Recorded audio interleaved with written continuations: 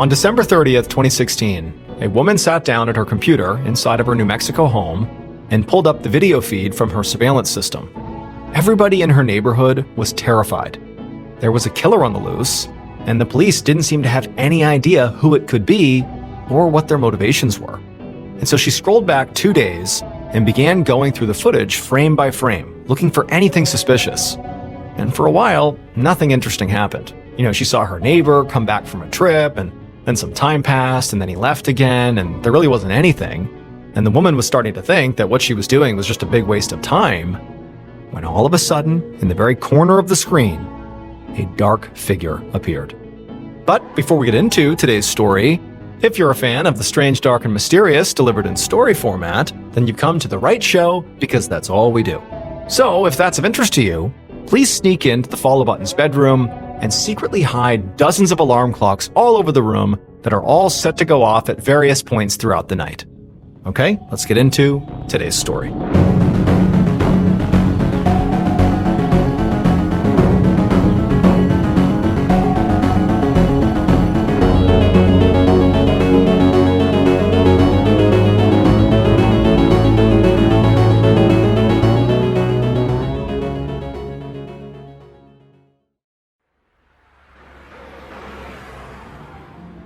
On the evening of December 28, 2016, a 54-year-old man named Don Flewitt drove down the highway into the city of Albuquerque, New Mexico. Beside him was his 11-year-old daughter, Sienna, who had fallen asleep in the passenger seat. They'd been driving for nearly 12 hours, all the way from Don's mother's home in California, where they'd just spent Christmas. But the holiday had not really been a happy one, because a few weeks earlier, Don's sister, Janice, had died of breast cancer. And Janice was really one of the only true close family members Don had left. His dad and his other sister were both already dead, and his younger brother Dennis wasn't talking to him after a big argument the year before. So, as soon as Don had gotten the news that Janice had unfortunately passed away, he'd immediately negotiated with his ex-wife to take their daughter, Sienna, and go see his mom. He wished they could have stayed longer, but he had to get back to work. Don had a job at an agency that served the developmentally disabled, and there was a big meeting coming up that he just couldn't miss. Just then, Don slammed on his brakes. Traffic ahead was piling up, and the car in front of him had slowed down to an abrupt stop. Don felt a surge of anger rise in his chest, and he laid on his horn. He was about to roll down the window so he could scream at the driver in front of him, but then he saw Sienna open her eyes in alarm in the seat next to him, and he stopped himself. Don took a deep breath and reminded himself that it was just traffic, and it wasn't worth getting angry about. Don used to have kind of a temper when it came to driving, but in recent years, he'd been working hard to control it so he could set a good example for his daughter. So after the traffic finally let up, and as he rounded an exit off the highway and drove through downtown Albuquerque toward his house, Don deliberately tried to shift his focus to something positive. It was already Wednesday, which meant it was only a few more days until Spaghetti Sunday. And that always made Don smile. Spaghetti Sunday was a tradition that he and Sienna had started together a few years ago by making big batches of food every Sunday after church and bringing the food downtown to feed the homeless. At first, it had just been the two of them, but over time, more people had joined in the effort, and pretty soon it had grown into a real event with whole groups of volunteers coming out to serve food and drop off clothes and canned goods. Don felt proud that he'd created something so meaningful for the community, and it was especially important to him that he had done it with Sienna.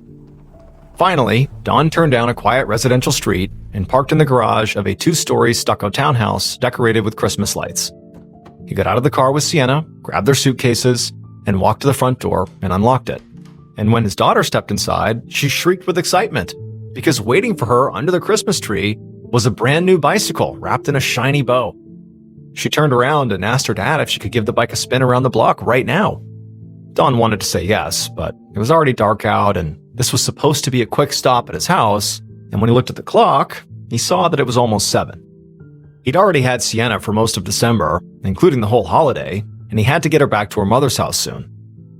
Don and his ex-wife, Christine White, had a pretty civil relationship, but he knew she would be annoyed if he asked for more time. So Don told Sienna the bike would have to wait, but for now, just go grab whatever she needed from her room, and then they would leave.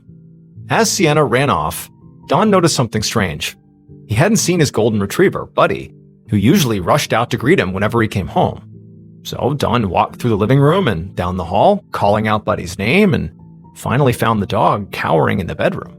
Dawn extended his hand, and Buddy skittishly came forward to sniff it. And Dawn was a little unnerved by this.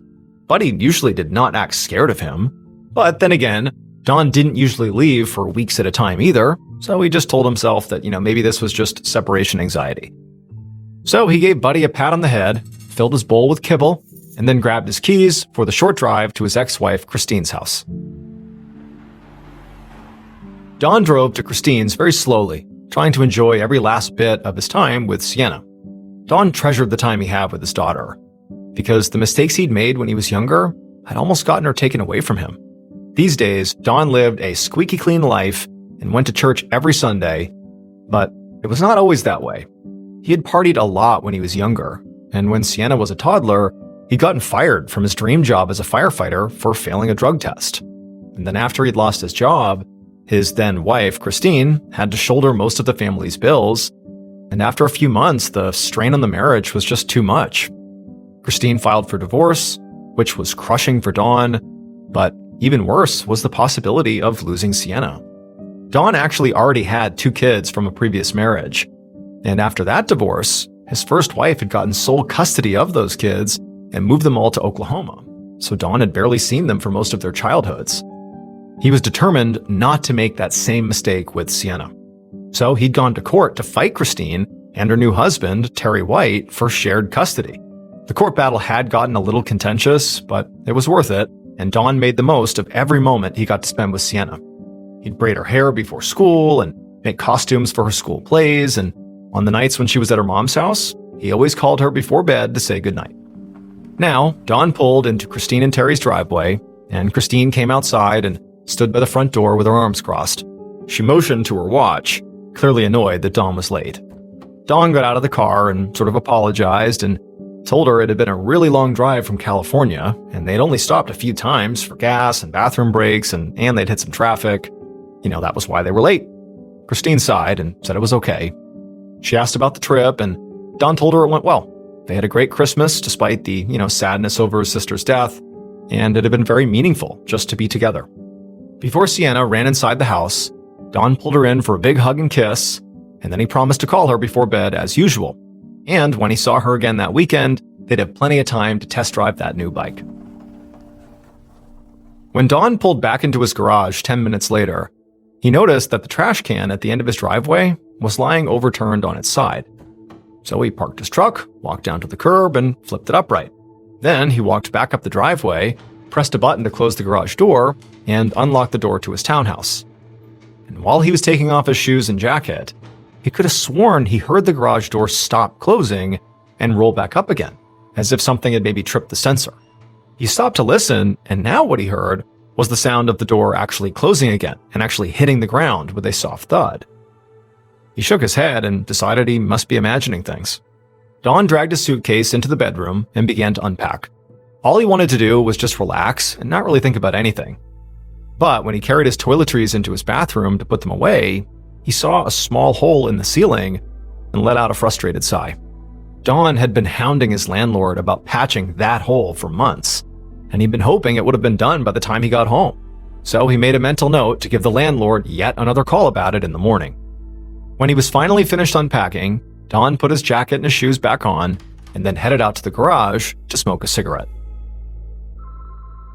The following morning, December 29th, at the office where Don worked, his coworker, Valerie Torres, was settling down at her desk when her phone rang. Valerie picked it up and heard Don's daughter, Sienna, on the other line. Sienna told Valerie that her dad did not call her last night and asked if he was there now at the office. So Valerie stood up and peered over at Don's desk, but it was empty. This was a little unusual since Don was a pretty punctual guy, but it was still early, so she told Sienna not to worry. She would give Don a call now, and she was sure he would call Sienna right back. Valerie hung up and dialed Don's cell phone, but he didn't answer. So she sent him a text message, and she waited.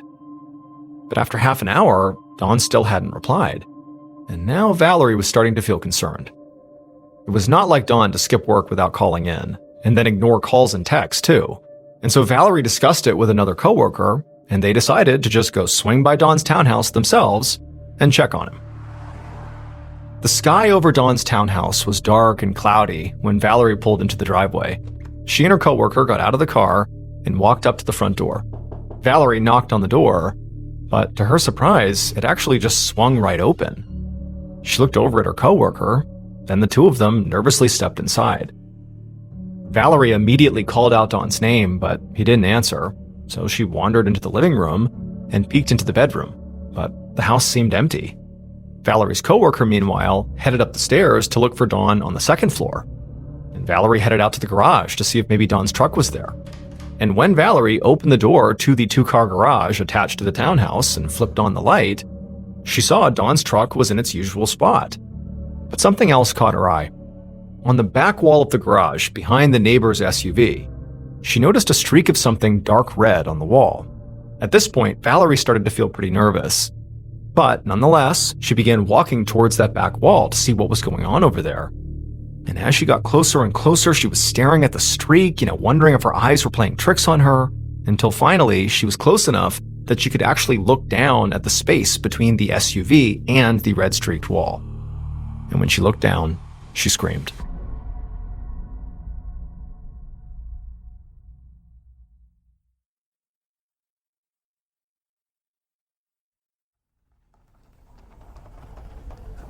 A little before noon on that same day, Albuquerque police detective Matthew Kaplan pulled up in front of a two-story stucco townhouse secured with yellow crime scene tape and swarming with police officers. Two women wearing business clothes were sitting on the curb, and both of their faces were stained with tears and smeared makeup. All Detective Kaplan knew was that a man had been found dead in a garage attached to this townhouse, and now he, Detective Kaplan, was heading up the investigation. So he got out of his car and walked up to the open front door, and a policeman standing in the entryway filled him in on a few more details. The victim had been identified as Dawn Fluitt. The two women outside were his coworkers, who had come here to check on him when he hadn't shown up for work that morning. There were no signs of forced entry, and the women said the front door was open when they arrived. Kaplan stepped inside the townhouse into the living room, and right away he saw a brand new bicycle sitting under a Christmas tree. Then he did a slow loop through the first and second floors and noted there was a cell phone on the couch and a wallet on the kitchen counter. It didn't really look like anything had been rifled through. The drawers in the house were not hanging open, and the house generally was neat and orderly. And so on first glance, this did not appear to Kaplan like a robbery. Back on the first floor, Kaplan headed into the garage, where crime scene techs were busy photographing the scene and collecting forensic samples. Kaplan knelt down next to Dawn's body, which was laying face up between an SUV and the back wall. Dawn's throat was cut with a gaping wound that ran from one side of his neck to the other, and there were smaller cuts and scrapes near his eye, his ear, and on his hand, as if he had tried to fight back. There were also signs of blunt force trauma, as if he had been hit by an object like a baseball bat or maybe just a fist. And when Kaplan looked closely, he saw burst capillaries on Dawn's eyes and eyelids, which he knew were commonly a sign of strangulation. This killing was unusually violent and gruesome, which Kaplan knew meant this was likely personal. Kaplan stood up to examine the blood that was spattered on the walls and refrigerator above Dawn's body, and the bloody handprints on the side of Dawn's truck.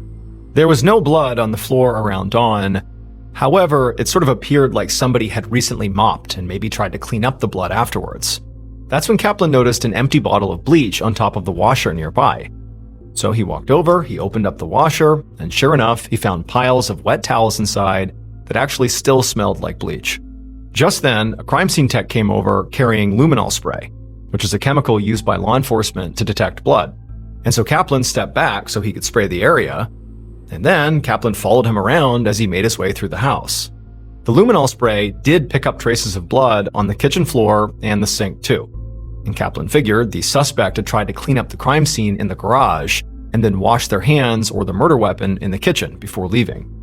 But it is much harder to scrub a murder scene than people realize, and so as Kaplan left the house, he was feeling fairly hopeful that the crime scene techs would eventually recover some of the killer's DNA. Kaplan stepped through the front door just as a car pulled up and parked at the end of the driveway. A man got out of the car and pushed past the crime scene tape, and immediately Kaplan put his hands up to stop him.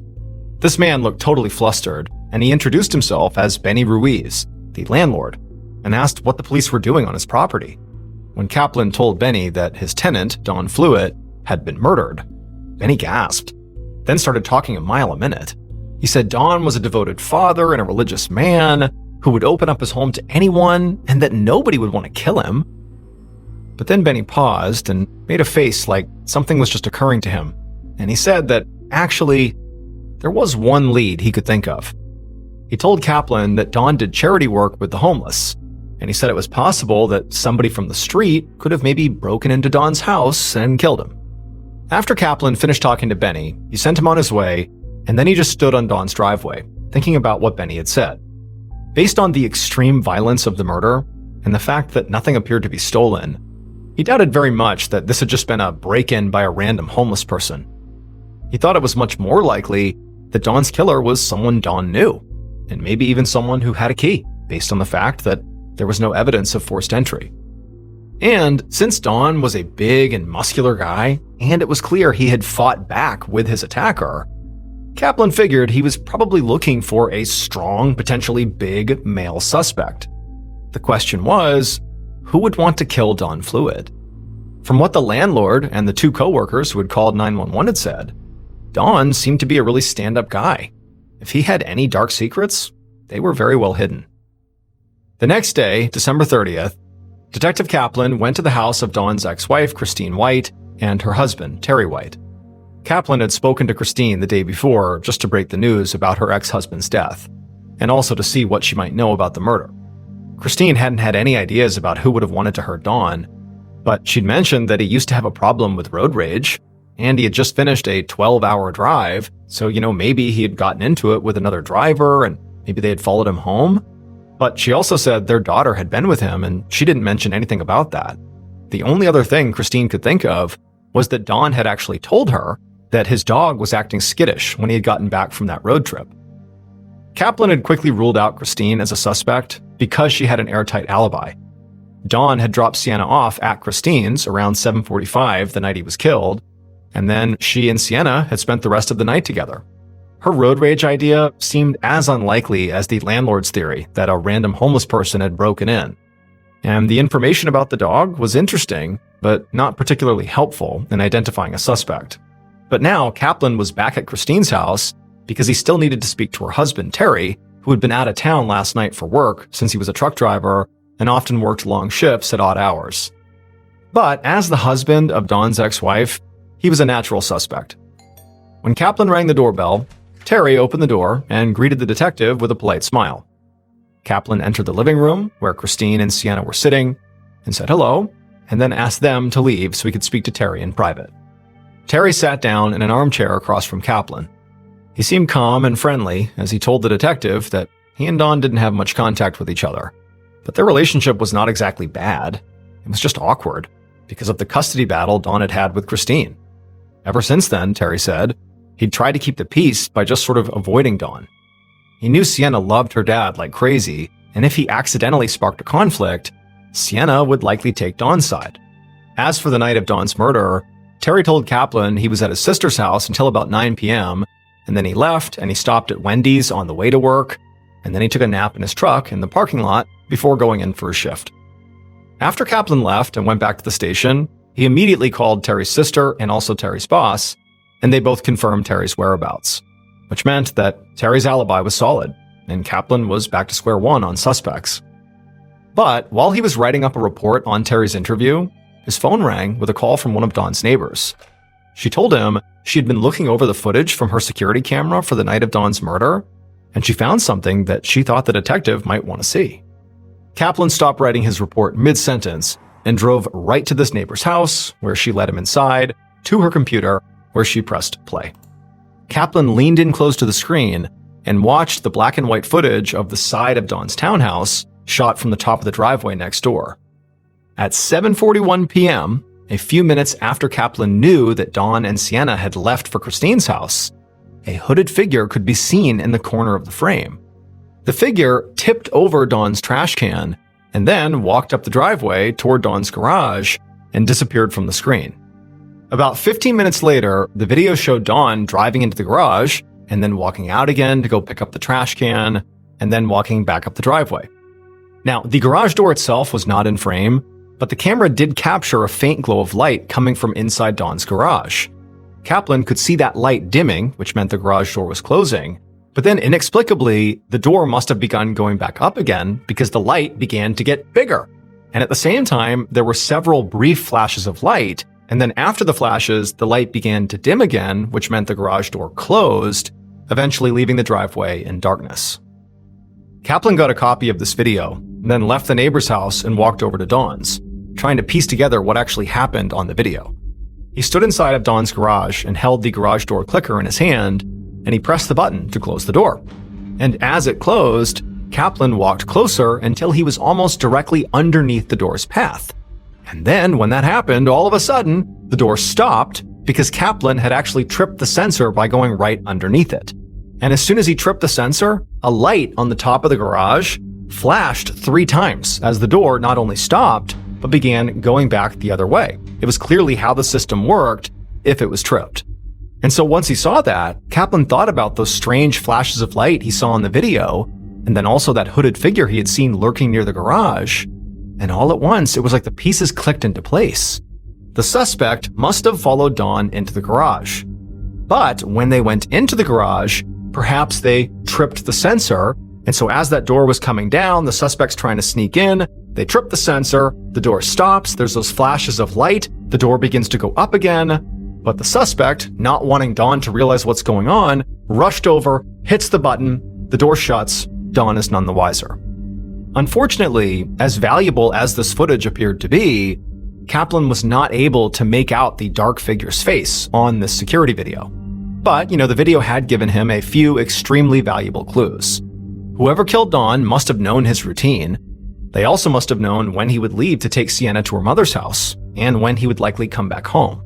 And they also must have known that Don was the type of person who, when he pulled into his driveway and saw that overturned trash can, that he wouldn't just let it sit there. He would deal with it that night. He would go down there and he would turn it upright. And when Don was doing that, that would give the killer an opportunity to sneak into the garage. And all of this meant that the suspect didn't just know Don. They had to have known him very well. Detective Kaplan spent weeks speaking to everyone who knew Don, from coworkers to friends to his entire family, including his first wife and the 2 kids he shared with her, Tiffany and Josh, who had gone to live in Oklahoma with their mom after the divorce. When Kaplan reached the kids, who were now young adults, they said they had mostly stayed on good terms with their dad. However, they said that wasn't true of some of the other members of their family. They told Kaplan the person he should be investigating was Don's own brother, Dennis. They said that Don and Dennis had had a falling out about a year earlier, but somehow, after Don's death, Dennis had gotten the keys to Don's townhouse, and he'd been out there boxing things up and basically taking control over everything ever since. Now, Dennis was apparently telling the family that he was just trying to help, but Tiffany and Josh, they weren't sure they believed that.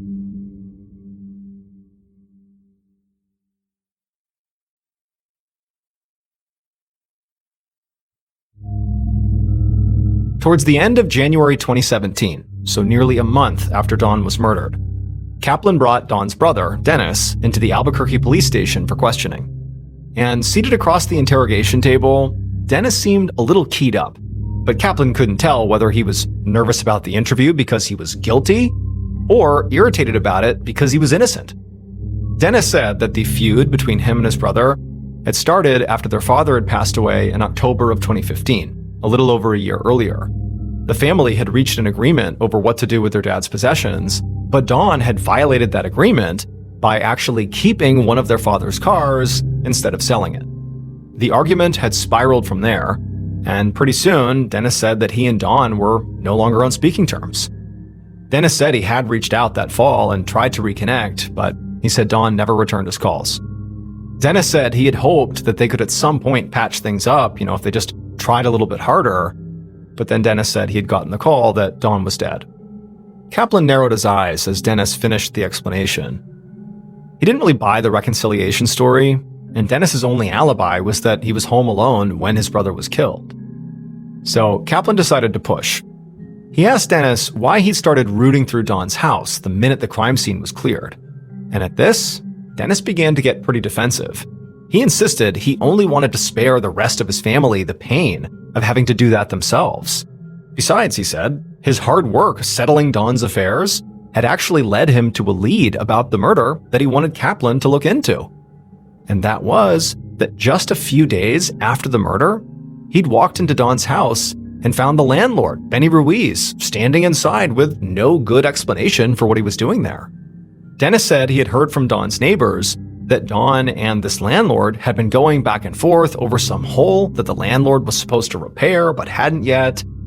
And Dennis just thought it was extremely odd that Benny would just walk into a crime scene, even if he did technically own the place.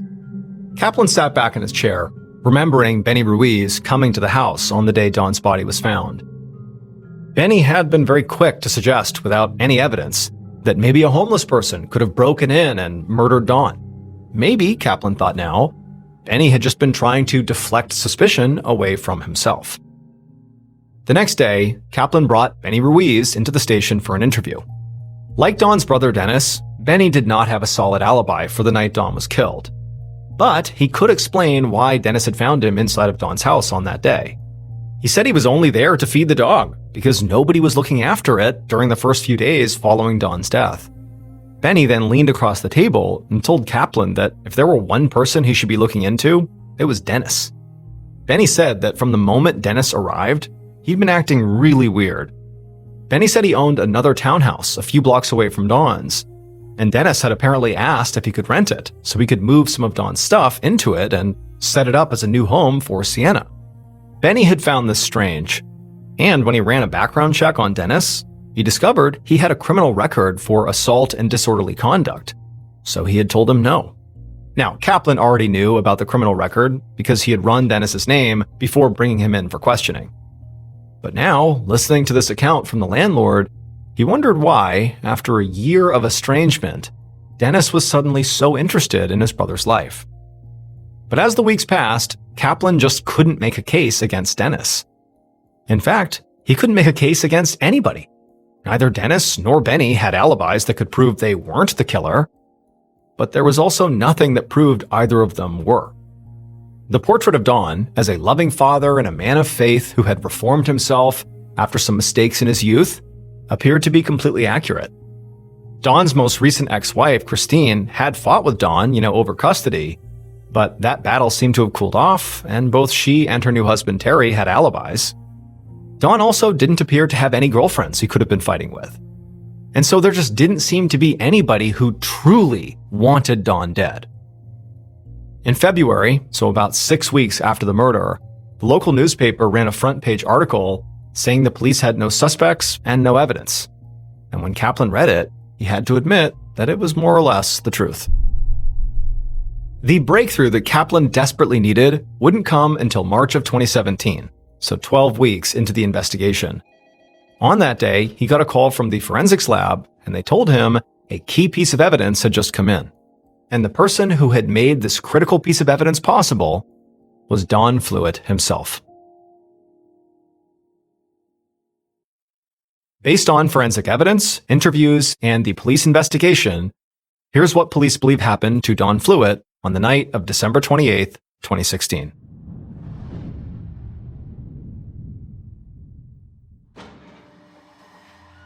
The killer waited in the darkness right outside of Don's house until the garage door opened at about 7:40 p.m. At that point, Don drove off with his daughter in the truck, and so the killer immediately darted forward and tipped over a garbage can, and then retreated back to the shadows to wait. The killer had been nursing a grudge against Don for a long time. It annoyed them that everyone thought Don was so great, because the killer knew that until just a few years earlier, Don had been this drug-abusing loser with 2 kids he didn't even care for, and another one who he deserved to lose in Sienna. But for some reason, nobody else saw Don for what he truly was. So the killer had bided their time for as long as they could stand it, but finally, they had had enough. Don was just a dark cloud hovering over their life constantly, and he had to go. The killer knew Don well enough to figure out his schedule. They knew he was due to drop his daughter off at her mother's that evening, and that he'd be coming home alone after that, and that before he went to bed, he would go into the garage to smoke a cigarette. the killer clutched a tire thumper in their hand, which is a small wooden bat used to check tire pressure. And as they clutched it, they felt their heart race with anticipation. Finally, just before 8 p.m., Don came back. And while he was out fixing the trash can, the killer snuck into the garage. They hid behind a vehicle as Don walked back up the driveway and pressed a button to close the garage door and then open the door to his own townhouse. At that point, the killer snuck out from behind the vehicle to get into position, and as they did this, they accidentally tripped the garage door sensor, sending the door rolling back up and sending those lights flashing. And so thinking fast, the killer rushed over to the panel on the wall and pressed the button again to close the garage door. Then they held their breath, listening for any movement inside the townhouse that would suggest Don was like, "What's going on?" and coming out to check. But Don didn't seem to notice. And so the killer breathed out a sigh of relief and took their position near the door. And then after a while, the doorknob jiggled, and the killer realized this was it. They raised their weapon, and as soon as Don opened the door, they struck him so hard the tire thumper broke into pieces. Then they punched Don again and again with their bare fists, finally letting out all the rage they'd been pushing down for so long. Don did everything he could to fight back. I mean, he had turned his life around. He had a daughter that he loved, that he was trying to build an amazing life with. He was not just going to give up here. And so as valiantly as he could, he fought the killer. But he had been gravely injured, and when he couldn't fight anymore, he just tried to crawl under his truck and hide. But the killer pulled him out and landed one last punch to his face. Don stopped moving, and at that point, the killer wrapped their hands around his throat and they squeezed. But the killer wasn't done. To make sure Don was dead, they also went into Don's apartment, grabbed a knife from the kitchen, came back into the garage, knelt down, and ruthlessly slit Don's throat. Blood ran out of the wound and poured onto the concrete.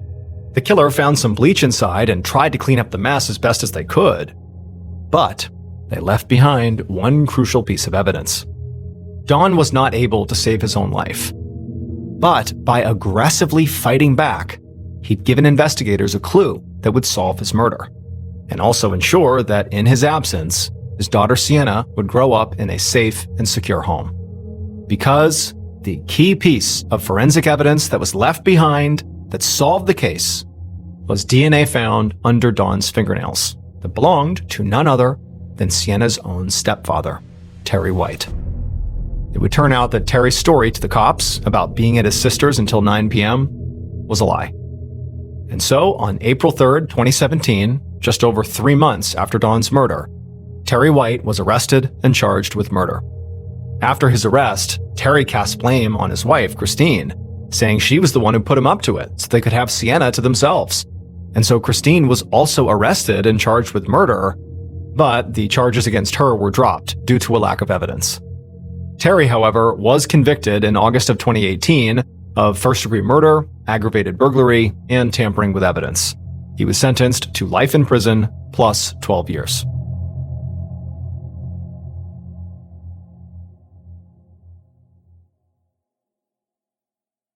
A quick note about our stories. They are all based on true events, but we sometimes use pseudonyms to protect the people involved, and some details are fictionalized for dramatic purposes.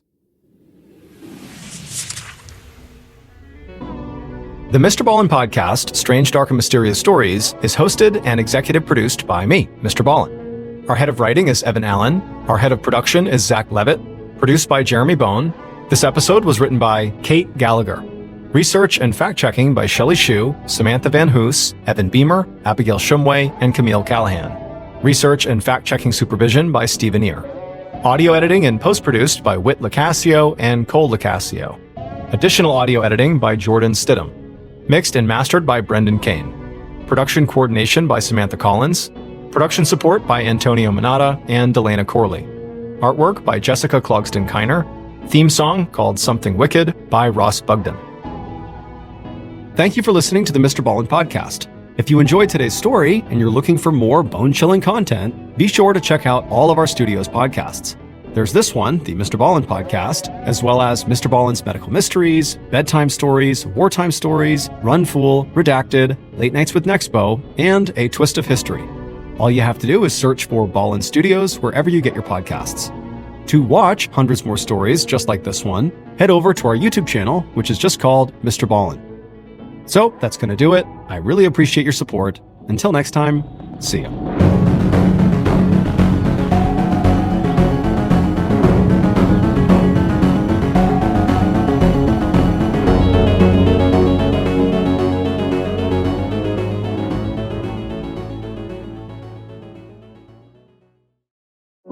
In 2021, police in Salt Lake City, Utah, discovered a strange video on someone's phone. Now, this video, which at first glance seems kind of playful, is actually extremely disturbing and distressing once you realize what it's about.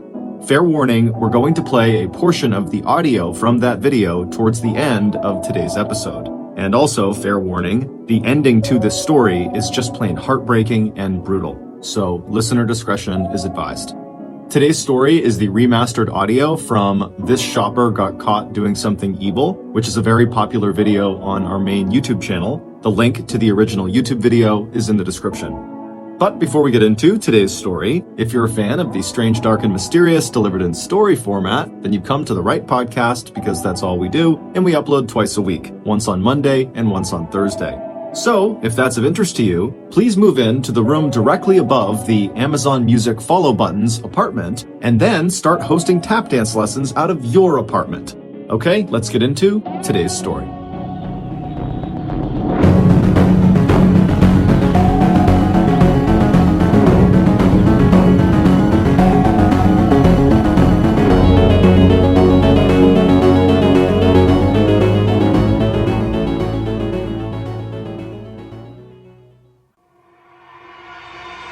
On January 28, 1976, Daniel Halseth was born in a small town in Oregon called Estacada, which is located about 30 miles southeast of Portland. Daniel's family owned a farm, and so from a young age, Daniel became accustomed to getting up super early and helping out with daily chores.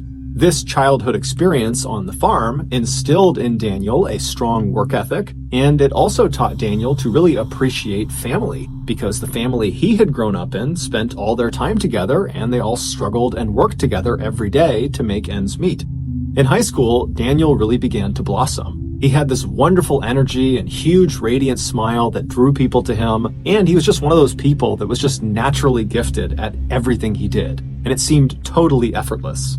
During his high school years, he picked up playing the piano as well as the drums, and his classmates affectionately nicknamed him Drummer Dan. Daniel was also amazing with anything to do with computers or technology, and Daniel was just very handsome and very athletic and fit, and so he was really the guy that everybody wanted to be. But despite having all of these things going for him, Daniel was dealt a major blow in 1994 when he was in his junior year of high school.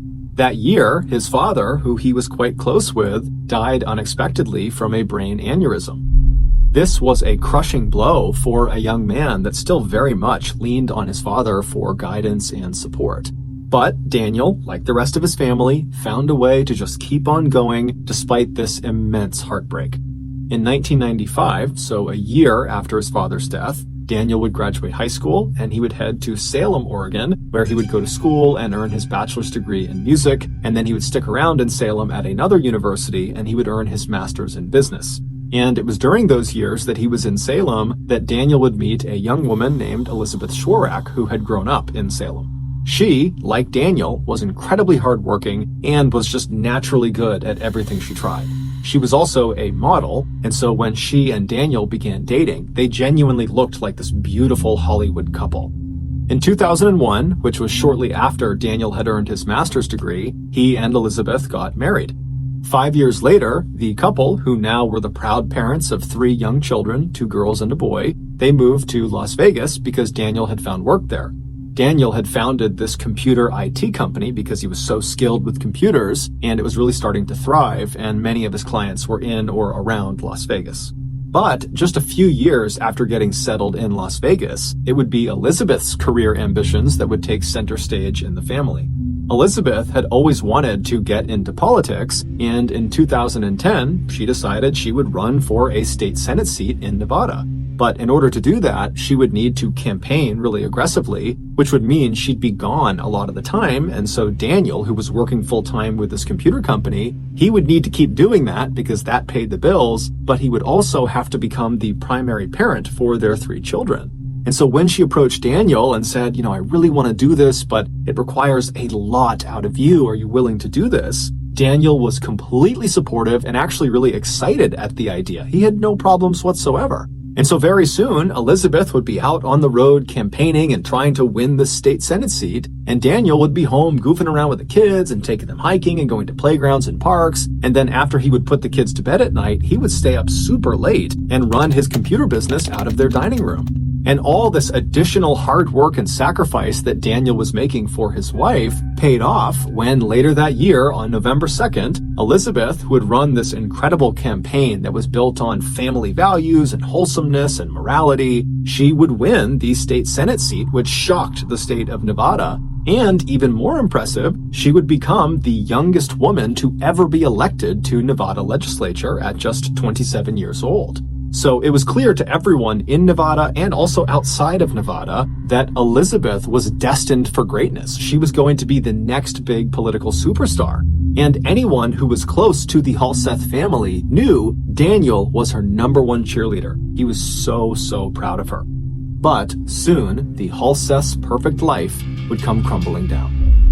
It was not long after Elizabeth had won her election that Daniel began to notice she was becoming suspiciously close with another man named Tiger Helgelien, who was a former golf pro and fellow rising political star.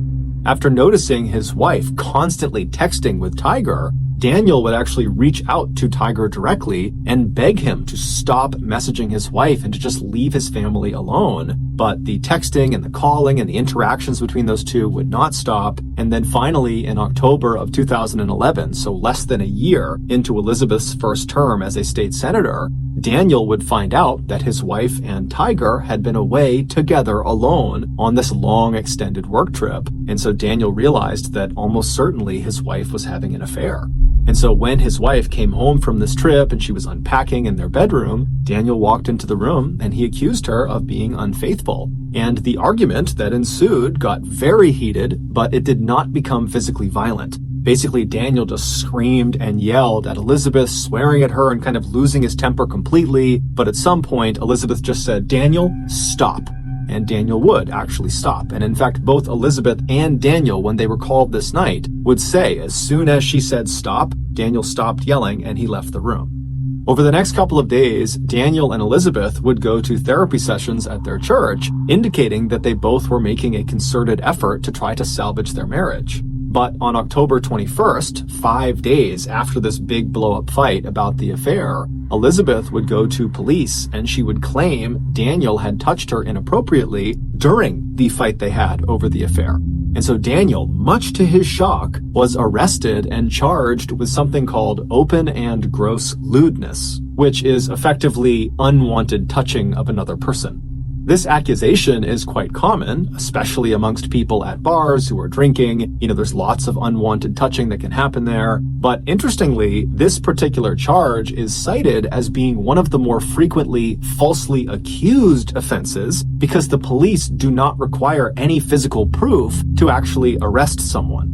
Basically, people are, in theory, able to get other people arrested simply by claiming they inappropriately touched them, even if there is not a shred of proof. It's basically one person's word against the other. After being found guilty of open and gross lewdness, Daniel was sentenced to 6 months of probation, anger management, and he had to register as a sex offender.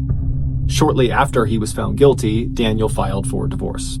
Their divorce, which was heavily centered on who gets custody of their 3 kids, was very contentious, it was very bitter, and it was very public. Because Elizabeth was a state senator, she was in the public eye, and because her campaign that she had run on to get elected was built entirely on wholesomeness and family values and having good moral character, that when rumors started to fly that she had had this affair with Tiger Helgelien and that had blown up her family and her husband is being charged with open and gross lewdness, it was just so salacious that despite her denying that she ever had this affair and acting like she was in the right, she was still forced to resign from her state Senate seat in February of 2012.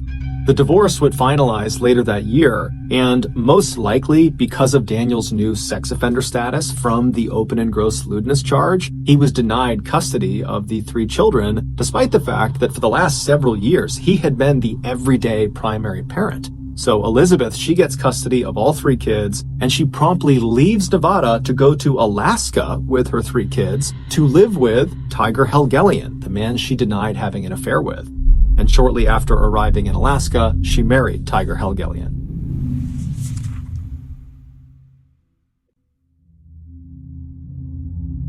Daniel was heartbroken. It was like his life had blown up in a matter of seconds. But most devastating of all was that his kids, who he called his 3 little angels, were now so far away from him, he couldn't even see them if he wanted to.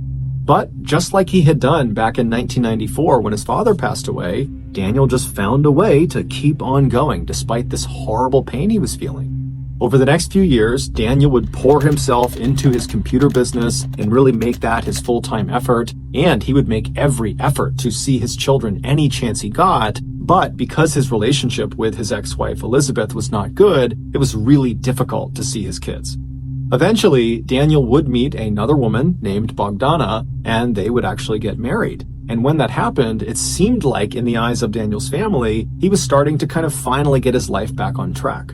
Around this time, Daniel began sharing more and more of his life on his social media channels. And every post he made, and he made lots of them nearly every day, were so overwhelmingly positive and optimistic, and it really showcased his wonderful personality that was all about lifting up your fellow person and just being a good human being. And he also posted loads of videos of him goofing around with his 3 kids because he adored his kids. They were the most important thing to him by far. But despite having this very cheerful outward presence on social media, privately, Daniel was dealt yet another very difficult blow in 2019 when his marriage to Bogdana, his second wife, fell apart. And so once again, Daniel was all alone.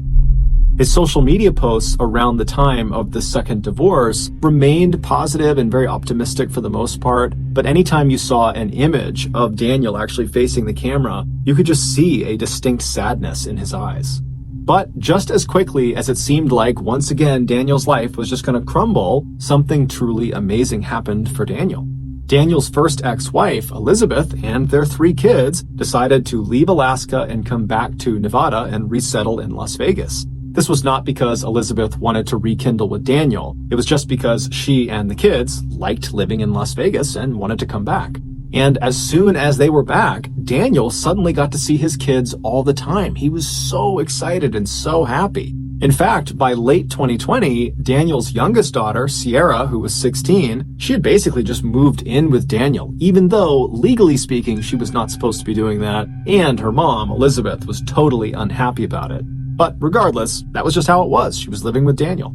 In August of that year, so around the time that Sierra had basically moved back in with Daniel, Daniel decided to take his ex-wife, Elizabeth, back to court to see if he could get custody of Sierra. Because Sierra was the only minor of their 3 children, she was still 16, and at that point, Sierra was already living with him. During the recorded video sessions between Daniel, Elizabeth, and the judge, Daniel would tell the judge that life in Elizabeth's home was totally toxic and not good for his children and certainly not good for Sierra. Daniel would explain to the judge that Sierra was really struggling with some mental health issues, and what she needed right now was professional therapy, something he had already enrolled her in since she had moved back in with him. Daniel also presented to the judge a letter that he said Sierra wrote that basically backed up the idea that she is better off living with her father. Elizabeth would generally respond to all of these things that Daniel was saying by saying Daniel was a liar and that he was not fit to be a parent, and that letter that he claims Sierra wrote doesn't sound like her, insinuating that, the letter was forged. The judge, who at regular intervals would get very frustrated with both Daniel and Elizabeth, finally would just say, look, you got all sorts of issues between the 2 of you, and it's creating a horrible environment for your kids. And if you don't find a way to come to some sort of compromise, the people that are going to suffer are your kids, specifically Sierra. Finally, in early 2021, when Daniel and Elizabeth still had not come to terms, the judge just ordered that Daniel return Sierra to her mother's residence because, legally speaking, Sierra was supposed to be in her mother's care. And so begrudgingly, Daniel would take Sierra and he would bring her back to her mother's house and he would say, okay, go see your mother, and then he would drive off. But later that night, Sierra would sneak out of her mother's house and just run back to be with her dad. Needless to say, Daniel was not unhappy about that turn of events. The custody battle over Sierra continued to rage for the next several months, with Sierra opting to still remain at her father's place despite the court order, despite her mother pleading with her to come home. And then, in April of 2021, something very odd happened. On the morning of April 8th, several $100s was withdrawn from Daniel's bank account from a few different ATMs around Las Vegas. This particular bank account was shared between Daniel and his second ex-wife, Bogdana. They just hadn't gotten around to relinquishing control to one or the other. And so these particular withdrawals were kind of uncharacteristic for Daniel or for Bogdana, and so they were flagged as potentially fraudulent, and so the bank sent notifications to both Daniel and Bogdana saying as much. And so Bogdana, she gets the messages that there's been these potentially fraudulent charges. She knows it wasn't her, and so she calls Daniel, but Daniel doesn't pick up, and so she texts Daniel. But again, silence from Daniel. Thinking this was a little bit odd, Bogdana reached out to Daniel's mother, Christine, knowing that Daniel and his mom spoke nearly every day. And so she filled the mother in about what was going on. And after getting all the information from Bogdana, Christine would try calling and texting Daniel, but still got nothing. And so she reached out to her granddaughter, Sierra. And so she calls Sierra. Sierra doesn't pick up. She texts Sierra asking to speak to Daniel, and Sierra doesn't get back right away, but eventually she responds to Christine, and the response just said, "His phone has been acting up, but he's okay. It should be fixed by tomorrow night. No worries." Now, Christine was relieved to read that her son and her granddaughter were just fine, but at the same time, there was just something odd about the fact that she could not get in touch with her son, and that Sierra was kind of acting a little bit cagey, not answering her phone, which was unlike her, and then sending a message that didn't quite sound like her. But either way, Christine just let it go and figured she would be in touch with her son over the next 24 hours. But the next day, by 10 a.m., when Christine and Bogdana had not heard or seen Daniel, Christine again reached out to her granddaughter, Sierra. She called her, but she didn't pick up. And so she texted Sierra, this time demanding that she put her father on the phone. But Sierra did not put her father on the phone. Instead, after a few minutes, Christine just got another text message that said something to the effect of, "My dad's in the shower, so he can't talk right now." Christine, at this point, it was like her radar was up and she knew there was a real problem. She didn't know what it was, but there was a problem and someone needed to go over to Daniel's house and make sure he and Sierra were okay. And so Christine contacted a woman named Peggy Newman, who was Daniel's landlord and a close friend of Daniel, and she asked Peggy, would you mind going and doing a welfare check at Daniel's house? And Peggy would say, of course, no problem, but I won't be able to get over there for at least several hours. So Christine said, no problem. But as soon as she hung up, Christine just was so anxious, waiting to find out what was going on with her son, that at 1:46 p.m., when still Peggy was out running errands and had not done the welfare check yet, Christine just called the police and asked them to do a welfare check. Yeah, I need a welfare check. I don't know. On who are we doing a welfare check? For my son. He's been missing for 2 days. His work's called, his family's called, I've called, his ex-wife's called, and there's nobody answering the phone, and there's nothing. Nobody can get a hold of him, and then his work called, and they can't get a hold of him, and it's really, he just doesn't act like this. But as it would happen, just a few minutes after Christine placed that 911 call, Peggy Newman and a friend of hers actually arrived at Daniel's residence ahead of the police. And so when they got there, they hopped out of their car, they walked up to the front door, and as they're knocking on the front door, they look over into the driveway and they see Daniel's car, which was a blue Nissan Altima, is not there. And so they're knocking, they're seeing the car's not there, it's totally silent in the house. And so Peggy, she reaches down and she tries the doorknob and she finds it's unlocked. And so she twists the knob, she opens the door, and she and her friend step inside. Just minutes later, Peggy and her friend would come running out of the house, and Peggy would call 911 because the police weren't there yet, and she would frantically try to describe to the dispatcher what she had just seen. 24 hours earlier, a man and a woman were spotted on surveillance camera withdrawing cash from several Las Vegas ATMs using Daniel's debit card. Those were the withdrawals that had been flagged as fraudulent and tipped Bogdana off that something could be wrong here. After those withdrawals, the man and the woman were spotted again on camera going into a Las Vegas supermarket called Winco, and inside they would purchase a few items using Daniel's debit card, and then they would leave and they would head to a Las Vegas Home Depot where once again they'd be caught on camera purchasing a few items using Daniel's debit card. After these purchases, the man and the woman would make their way to Daniel's residence where they would spend the night. The following morning, Daniel's blue Nissan Altima car was spotted leaving Las Vegas at around 10:20 in the morning. That was about 3.5 hours before Peggy Newman and her friend went into Daniel's residence and then quickly turned around and ran out and called 911.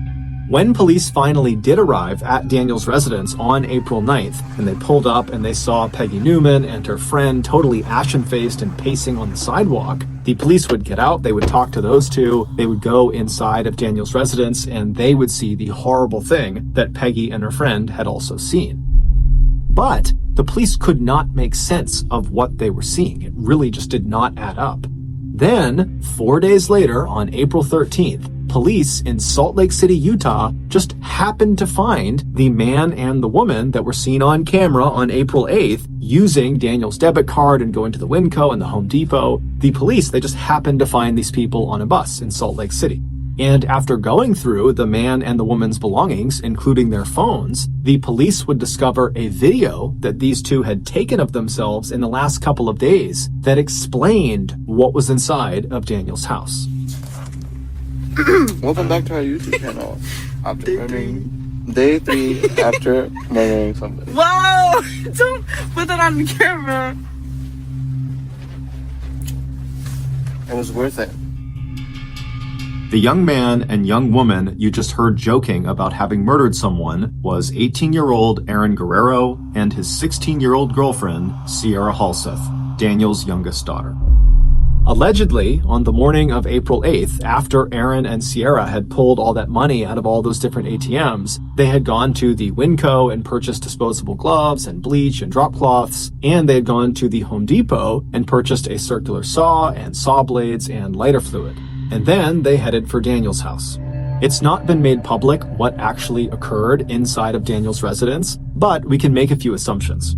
Daniel adored his children. There was no act there. He truly loved his children. And so it would never cross his mind that one of his children or one of their significant others would ever want to hurt him. And so when Sierra and Aaron went inside of Daniel's house, it would have been extremely easy to sneak up on Daniel or just kind of catch him off guard because he's not looking to put up a fight. He thinks he's around people that love him and respect him because he loves and respects them. But however the young couple did it, they would inflict up to 70 stab wounds in Daniel's body, most of which were in the back of his head. And then at some point during this vicious attack, they stuffed Daniel into a sleeping bag, and right in the middle of the living room of his house, they doused him in lighter fluid and lit him on fire. It's unclear what exactly killed Daniel or for how long he was actually conscious and aware of what was happening before he died, but it's very possible that Daniel had at least a small moment in time where he recognized his beloved little angel, Sierra, was actively trying to kill him. After Daniel was either dead or incapacitated, the young couple tossed their pocket knives into the sink, and then they retrieved their circular saw as well as a chainsaw and began attempting to dismember Daniel's body. But they were unable to do it, and so they just kind of set the saws down in the middle of Daniel's home with bits of Daniel stuck on the grooves of the saw. At that point, Aaron and Sierra attempted to destroy evidence inside of the house by scrubbing everything down with bleach, but it was totally ineffective. And so at that point, the couple decided they would just burn the entire house down, and that would destroy all the evidence. And so around the time that Christine texted Sierra and demanded to speak to Daniel, and Sierra wrote back, "Oh, he's in the shower, he can't talk to you right now," that was probably around the time that Sierra and Aaron were actively trying to burn the house down. but the fire they set was just not very big and it kind of smoldered out. And so they would just kind of leave all of the evidence all over Daniel's house, and they would leave Daniel's destroyed and burned body kind of propped up against the door leading into the garage. And they would just leave the house, hop in Daniel's blue Nissan Altima, and at around 10:20 in the morning, they would leave Las Vegas. The only reason police were able to apprehend Aaron and Sierra in Salt Lake City a few days later was because the couple had made their way to Salt Lake City and hopped on a bus, and Aaron had not paid the fare. He had just snuck onto the bus. And so at some point, the transit authority had come through the bus, and they were asking people to show their tickets, and Aaron didn't have one. And so when they discovered this, they asked for his name, and when they entered his name into their system, it popped up that the Las Vegas PD were actively searching for him. While only Sierra knows why she turned on the one man who would forever love her and would forever support her, what we do know is around the time that Daniel and Elizabeth had gone back to court and they were having those virtual meetings with the judge to decide who was going to have custody over Sierra, Sierra had begun dating Aaron, and she had fallen totally in love with him, and it seemed very much like Aaron had totally fallen in love with her. And somehow Daniel caught wind of the fact that Aaron and Sierra were planning to run away secretly and go move to Los Angeles. And so when Daniel heard this, he told his ex-wife Elizabeth, and then they would go and talk to Aaron's parents, and they would tell them about this plan to run away. And both sets of parents talked and decided it was in both child's best interest if they stopped seeing each other. And so, starting in early 2021, the parents forbade their child from seeing each other, and that was it. But even though all the parents were involved in this decision, because Sierra was at the time living with Daniel, it seemed like she focused her rage about this decision on Daniel, because he was the one kind of enforcing the rule. And so it's believed in April of that year, Sierra decided she would just have to kill her father in order to get her boyfriend back. In Daniel's obituary, his family very conspicuously left Sierra out, saying that Daniel was survived by 2 loving children, not 3. On October 20th, 2022, Aaron Guerrero and Sierra Halseth were sentenced to life in prison. While Sierra showed no signs of remorse in the courtroom, Aaron would make a statement apologizing to Daniel's family, saying, quote, "He didn't deserve to pass in such a horrible way," end quote. Aaron and Sierra will be eligible for parole in 2044. Thank you for listening to the MrBallen podcast. If you got something out of this episode and you haven't done this already, please move into the room directly above the Amazon Music follow button's apartment and then start hosting tap dance lessons out of your apartment. This podcast airs every Monday and Thursday morning, but in the meantime, you can always watch one of the hundreds of stories we have posted on our main YouTube channel, which is just called MrBallen. We have a registered 501c3 charitable organization called the MrBallen Foundation that honors and supports victims of violent crime, as well as the victims' families. Monthly donors to the MrBallen Foundation Honor Them Society will receive free gifts and exclusive invites to special live events. Go to MrBallen.Foundation and click Get Involved to join the Honor Them Society today. If you want to get in touch with me, please follow me on any major social media platform and then send me a direct message. My username is just @MrBallen, and I really do read the majority of my DMs. Lastly, we have some really cool merchandise, so head on over to shopmrballen.com to have a look. So that's going to do it. I really appreciate your support. Until next time, see ya.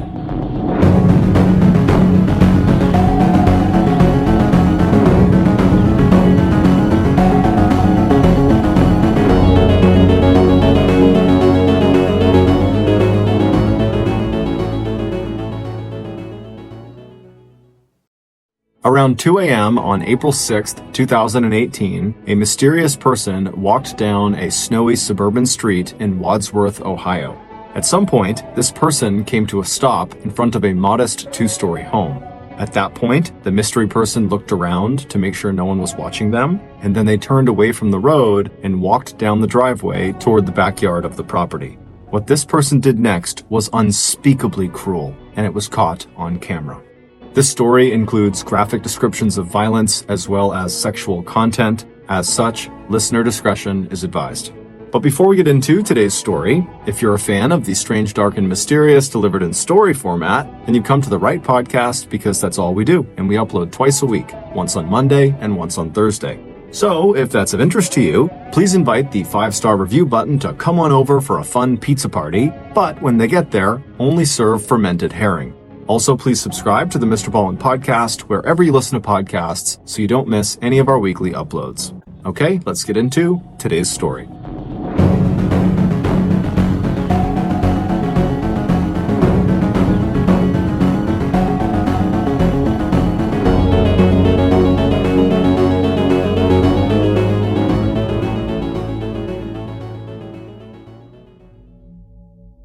Margaret Douglas loved sitting out on the front porch of her neat gray house in Wadsworth, Ohio.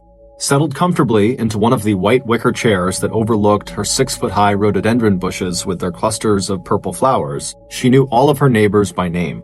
And she also knew by heart the daily rhythms of this quiet street in a town of fewer than 2,400 residents. Wadsworth was one of those tiny middle American towns that you could find pictured on a postcard. And since Margaret and her husband had arrived in this town back in 1959, not much had changed. Now, in the early spring of 2018, Margaret was 98 years old, and the chilly April air was still keeping her inside. But even though Margaret lived alone these days, she had plenty of wonderful memories to keep her company, along with regular visits from a few close relatives and from a few of the neighbors who had become her good friends. Margaret had been born in 1919, just 1 year after World War I had come to a bloody close. By the time Margaret was just 25 years old, she had already lived through Prohibition, which was a 13-year-long ban on the production, sale, and consumption of alcohol in the United States, and she'd also lived through the Roaring Twenties and the Age of Jazz, which was a period in the 1920s and the 1930s. On December 6, 1941, Margaret and her family had listened in shock to the first news reports about the Japanese attack on the U.S. naval fleet in Pearl Harbor that catapulted the United States into World War II. And it was after World War II ended in 1945 that Margaret, at the age of 39, met and married her husband, Donald Douglas, a World War II U.S. Army veteran.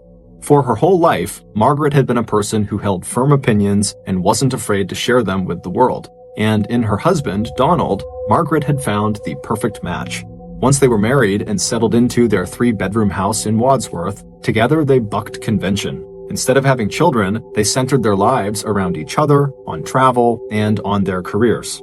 Margaret loved her job in nearby Akron, Ohio, where she worked at O'Neill's, which was one of the biggest and most glamorous department stores in the state. As for Donald, he proudly told people he worked at the Ohio Match Company, the world's largest producer of wooden and paper matches.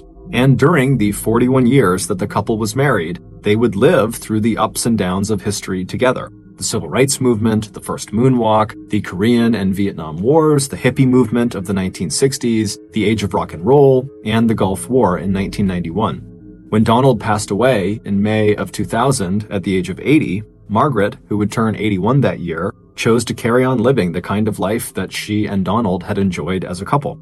Her first decision was to remain right where she was, living in the house at 359 Portage Street in Wadsworth that held so many happy memories for her and her late husband.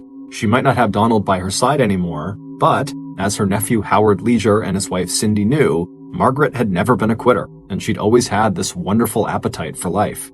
Over the next couple of decades, Margaret, who was now a widow, spent most of her time socializing with friends or gardening or reading books or watching TV, and she also spent a lot of time watching from her front porch one procession after another of neighborhood kids growing from toddlers to teenagers.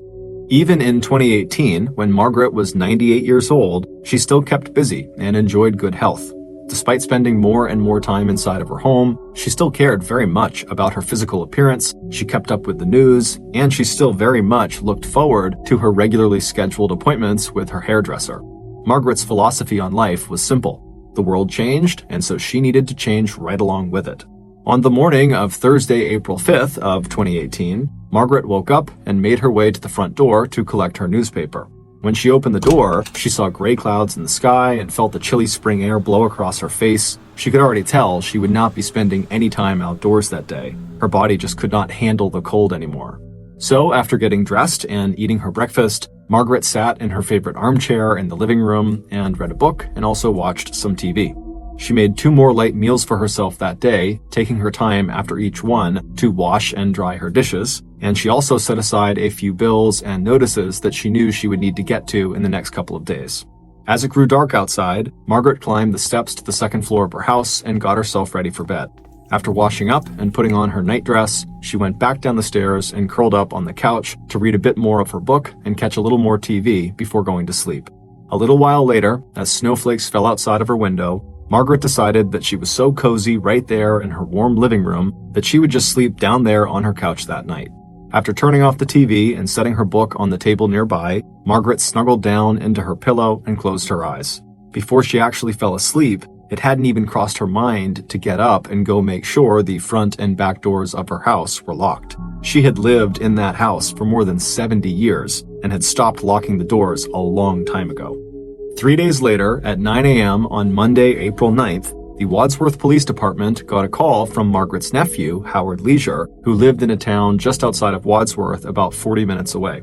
Howard told police that the day before, one of Margaret's neighbors had noticed newspapers were piling up against her front door, and when he, Howard, had tried calling her, she had not picked up, and considering her age, he was concerned about her. So, police immediately sent a patrol officer to 359 Portage Street for a welfare check. When officers arrived at Margaret's house, they found the front door was unlocked, so they stepped inside the residence and called out for Margaret, but the house was silent. They began searching the property, but there was no sign of a disturbance, nor was there any sign of Margaret, except that her walker, which she took everywhere with her, was still neatly tucked behind a well-used armchair in the living room. Finally, after searching the whole house and finding nothing, the police called back to their station and filed a missing person report. Then, the police who had done the search contacted Howard and his wife to inform them of the situation and to ask them to come to Wadsworth to assist in the search for Margaret. While police waited for Howard and Cindy to arrive at the house, they spoke with some neighbors who had gathered outside, and they would tell the police that the last time they had actually physically seen Margaret was a few days earlier on Thursday, April 5th. By late afternoon, Howard and Cindy had arrived at Margaret's house, and after speaking with police, they quickly walked up the front stairs and into Margaret's home. Inside, the first thing that Howard noticed was that the small red wallet that his aunt always carried with her or left on the little table next to her favorite armchair was missing. And a few minutes later, Howard opened the small downstairs closet, thinking maybe Margaret had left the wallet inside of a coat pocket that was hung up inside of that closet. But instead of finding Margaret's clothes hung neatly on hangers like they would normally be, the closet was a jumble of clothes piled on top of his aunt's vacuum cleaner on the ground. Peeking out from the bottom of the pile, Howard spotted one of the slippers his aunt often wore. Stooping down, Howard reached out and he grabbed it. Seconds later, the police and Cindy would hear Howard let out a scream of pure horror. They ran from the living room and found Howard on the ground, recoiling in shock and pointing at the open closet in front of him. Within minutes, there were dozens of police and emergency vehicles outside of 359 Portage Street. As neighbors looked out their windows to see what was happening on an otherwise cold and quiet Monday evening, a patrol officer was already blocking off the perimeter of Margaret's property with bright yellow crime scene tape. Inside, other officers wearing gloves and crime scene gear were gathered around the open door of that tiny downstairs closet, while Howard sat in another room, his wife's arm wrapped around his shaking shoulders while she tried to comfort him. When Howard had tugged on his aunt's slipper, he had felt a foot still inside of it. Moments later, police would discover Margaret's body, all but naked, crammed inside of this little closet underneath the pile of clothes. Her head, face down, was wedged into the back corner of the closet, while her backside was up in the air, her knees bent underneath her at a sharp angle. Margaret was deceased, and based on the condition of her body, it was obvious she had been the victim of a violent homicide. Within hours of discovering Margaret's body, investigators were combing Margaret's property looking for clues, and it wasn't long before they found their first important piece of physical evidence. It was a single food service type plastic glove with small traces of blood on it, and it looked like someone had recently dropped it in Margaret's backyard. But other than this glove, which was quickly sent off for testing, the police did not find anything else on the property that could help explain what had happened to Margaret or who was responsible for the attack. While patrol officers spread out around Margaret's neighborhood to talk with residents about any unusual activity or people in the area, detectives began considering possible motives for the crime. At first, it seemed like this had been a robbery because Margaret's red wallet was missing, but it would turn out that wallet was the only thing missing from Margaret's house, and it only contained a little bit of cash and some credit cards that had not even been used since Margaret was last spotted on Thursday, April 5th. So with robbery more or less ruled out, police began to wonder if, Margaret had enemies that might want her dead. But everyone the police spoke with said the same thing. Margaret got along with everyone. No one would want to hurt her. And so, with no obvious motive or suspect, the police simply began investigating everyone who was close to Margaret. They started with Howard and Cindy, but they were both quickly ruled out using their cell phone data. Police would also speak to other family members and friends, and they too would all be quickly ruled out as well. But when they started interviewing neighbors and former neighbors, one person stood out. His name was David Klinkenbach, and even after moving from the house next to Margaret's to a new address 2 miles away, David had continued to be the person who checked up on Margaret most frequently. He'd stop by her house a couple of times a week, and he helped take care of her weekly trash collection, moving her garbage containers to and from the street on trash day.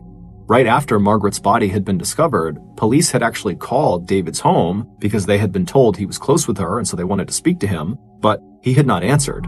Instead, police found him right outside of her house, pacing around chain-smoking cigarettes and telling anyone who would listen that he was very nervous about his fingerprints being all over the inside of Margaret's home. When police spoke to him, he obsessively asked them how was the investigation going so far and what had they discovered inside of the house. So, feeling very suspicious of David, the police would bring him into the station for questioning, and pretty much right away, David began looking more and more suspicious. David seemed to have information about details of Margaret's death that had not been widely shared, like where exactly in her house she had been found and what she was wearing. And when answering police questions about how well he knew Margaret, David also surprised investigators with random comments on Margaret's appearance and the fact that, especially earlier in her life, she had been a very attractive woman. But by the end of Wednesday, April 11th, so 2 days after the discovery of Margaret's body, David would be ruled out as a suspect. The DNA results from the bloody glove that had been found in Margaret's backyard had come back, and the blood on them did not belong to David, nor did it belong to anyone the police had spoken with thus far. Additionally, Margaret's autopsy had come back, and her time of death was listed as sometime around Friday, April 6th, and the data from David's cell phone showed he was not near her property at that time. So now, with the residents of Wadsworth starting to press law enforcement for answers, police were forced to regroup and take a different approach to finding out who, in this quiet, pretty town, would have wanted to kill a seemingly harmless 98-year-old woman.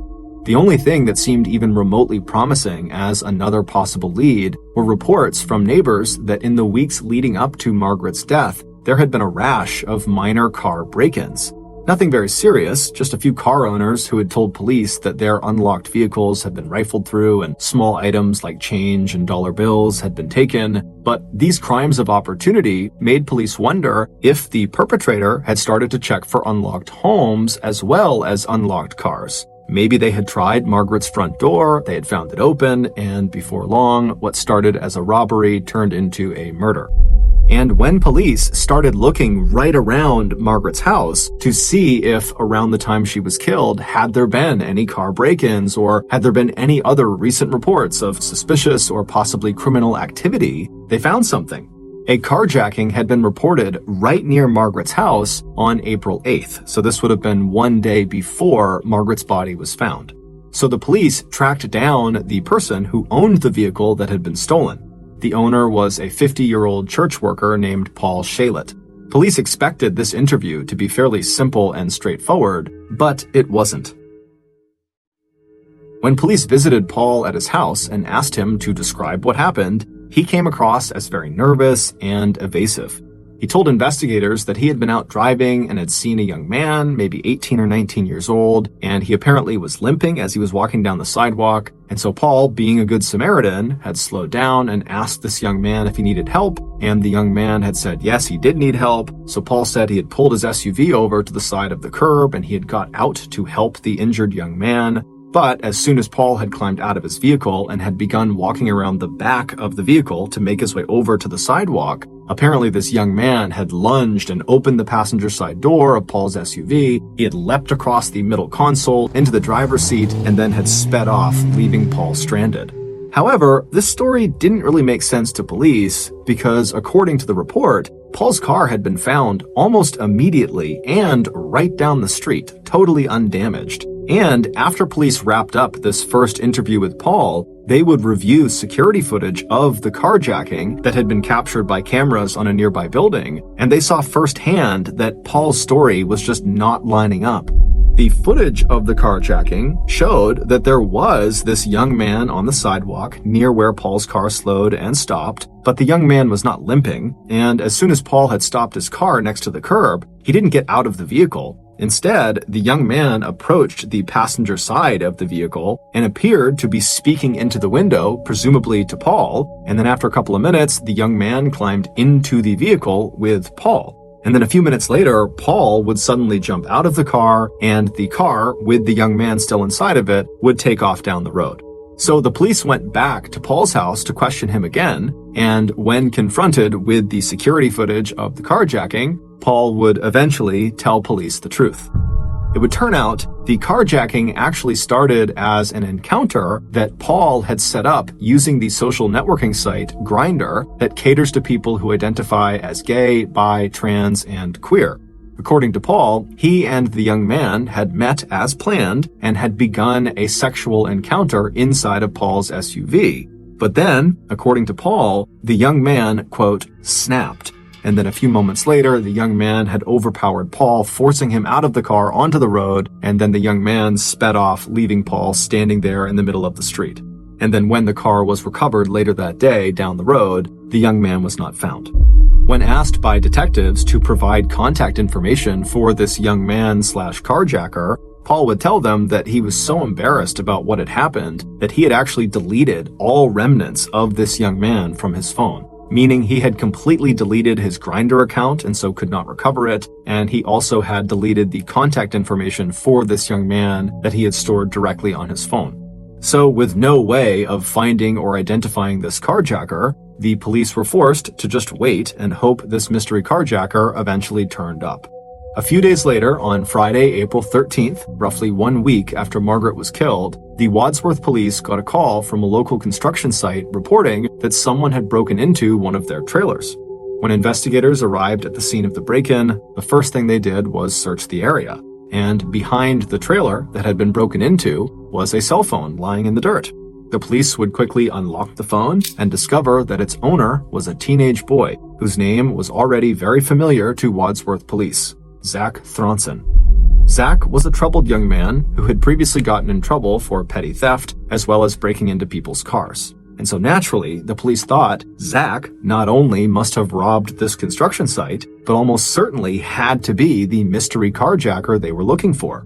And if that was true, maybe Zach had something to do with Margaret's murder. When police tracked Zach down, they found him asleep in his car in the parking lot at a local high school, and when they looked in the driver's window at him, police immediately noticed that his knees were all cut up, and these cuts looked recent. Waking up to see police tapping on his car window, Zach was nervous as well as startled, but he quickly agreed to come into the police station to answer a few questions.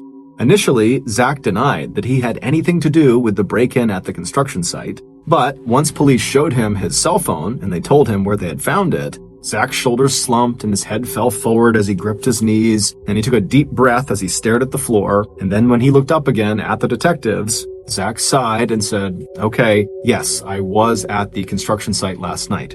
But when investigators asked him if he had also committed the carjacking 5 days earlier, Zach seemed to perk up and said, "No, I really have no idea about that. I definitely did not steal anyone's car." And when police dug into this and really put him on the spot about it because they didn't really believe him, Zach stuck to his story and said, look, I've committed other robberies, but not this one. The police eventually believed him and just asked him point blank, okay, well, did you have anything to do with Margaret's murder? And at this, Zach became extremely emphatic that of course he had heard about the murder, everyone had, but no way. He had nothing to do with that. By this point, Zach was totally rattled by the seriousness of the questions he was being asked. And so, likely just as a way of making himself seem a little bit less guilty and less suspicious, Zach started to throw his 17-year-old friend, Gavin Ramsey, under the bus. Zach said that Gavin had not only participated in every crime that Zach had, including the construction site break-in the night before, but also Gavin was the mastermind behind all of the crimes. And so if the police were thinking a local criminal had anything to do with the murder, well, they shouldn't talk to Zach, they should talk to Gavin. And the police would do just that. And when Gavin came to the police station, he did not arrive alone.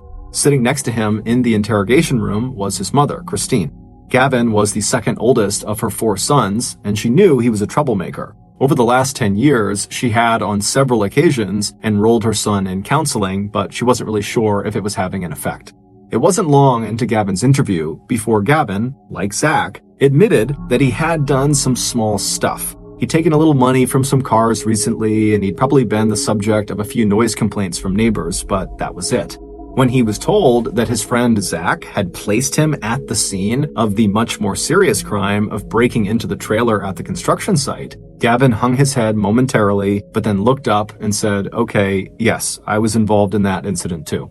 But when investigators asked Gavin if he had been involved in the carjacking on April 8th, Gavin's demeanor completely changed. He'd seemed almost comfortable talking about the petty theft and even the construction site break-in.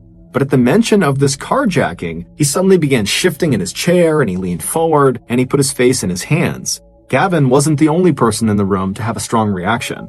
After hearing about this carjacking, Gavin's mom looked at her son and said, "Carjacking? Really?" But once detectives began describing some of the details of the carjacking, how it had started with a sexual encounter between the carjacker and the victim, Paul, Christine suddenly became far less worried that her son had potentially committed a carjacking, and now was just worried that he had been potentially sexually assaulted during the carjacking. It was at this point, when his mother was really starting to get upset, that Gavin actually asked one of the investigators if he could just speak to them alone for a few minutes.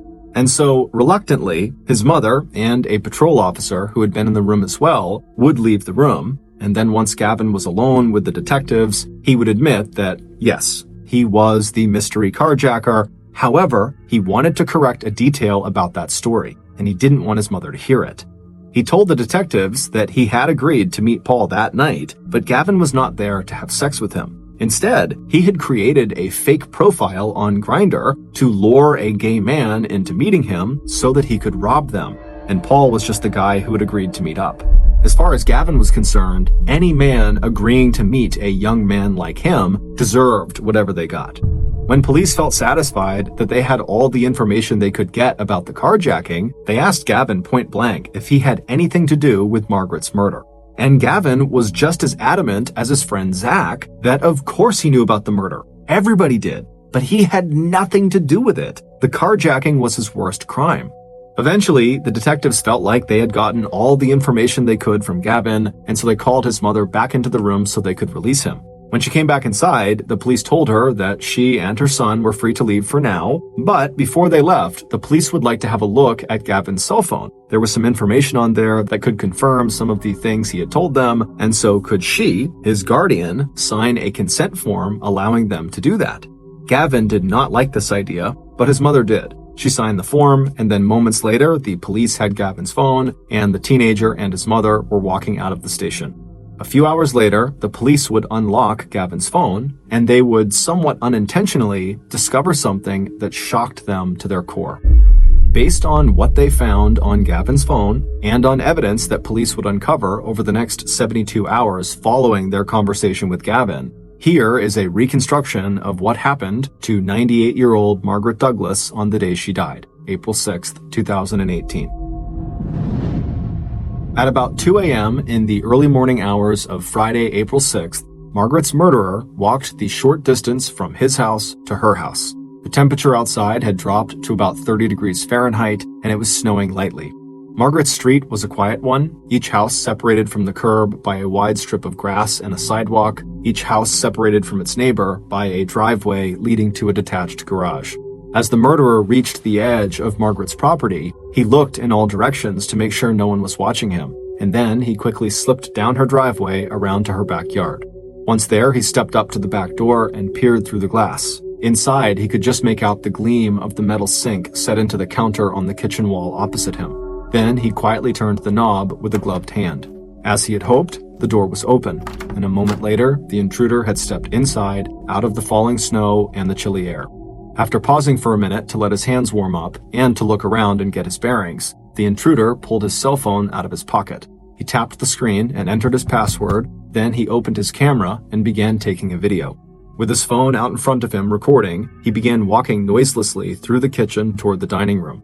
As he walked, the camera picked up how dimly lit the house was, with the only lights being from a few night lights and from street lights shining in through uncurtained windows. With the camera still rolling, he walked through the dining room and into the cozy living room in the front of the house. And there, fast asleep on her favorite sofa, was Margaret. She was dressed in slippers, a nightgown, and robe, her white hair arranged in short, neat curls around her face. The intruder stood there quietly for a few minutes, just drinking in the sight of her through the lens of his camera.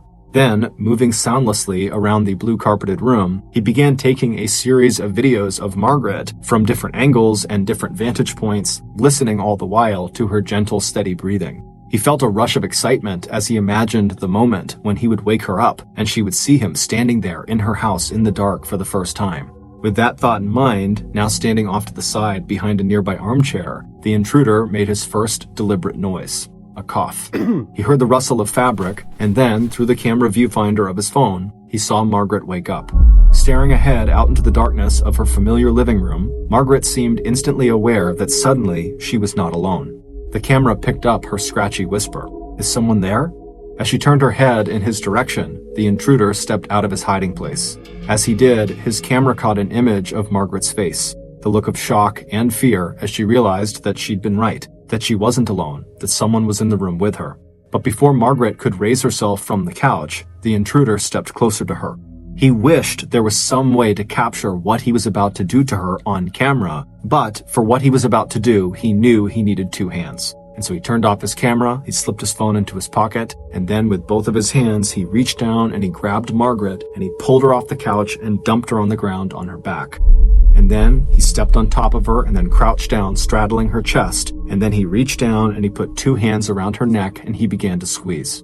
He knew there were many other ways to kill someone, but he didn't want to use a weapon that would put distance between him and his victim. He wanted to be there up close when they died. He wanted to feel them when they died. And so with his hands wrapped around her neck, he began squeezing harder and harder and harder, and as he did, Margaret began to fight back.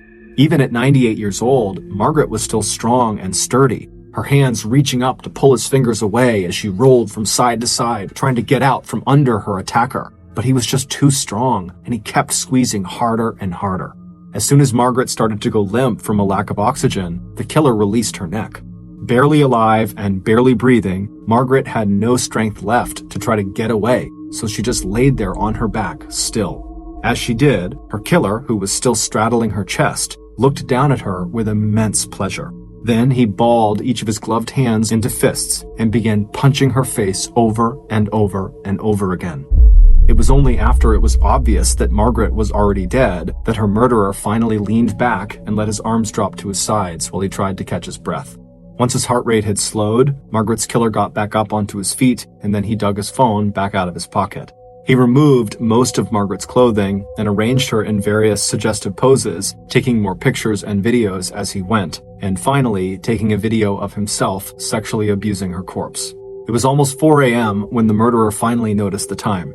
He had been in Margaret's house now for 2 hours, and he needed to be back at his own house before 5 a.m. But before he could leave, he needed to hide all the evidence that he had been there, and that meant hiding Margaret's body.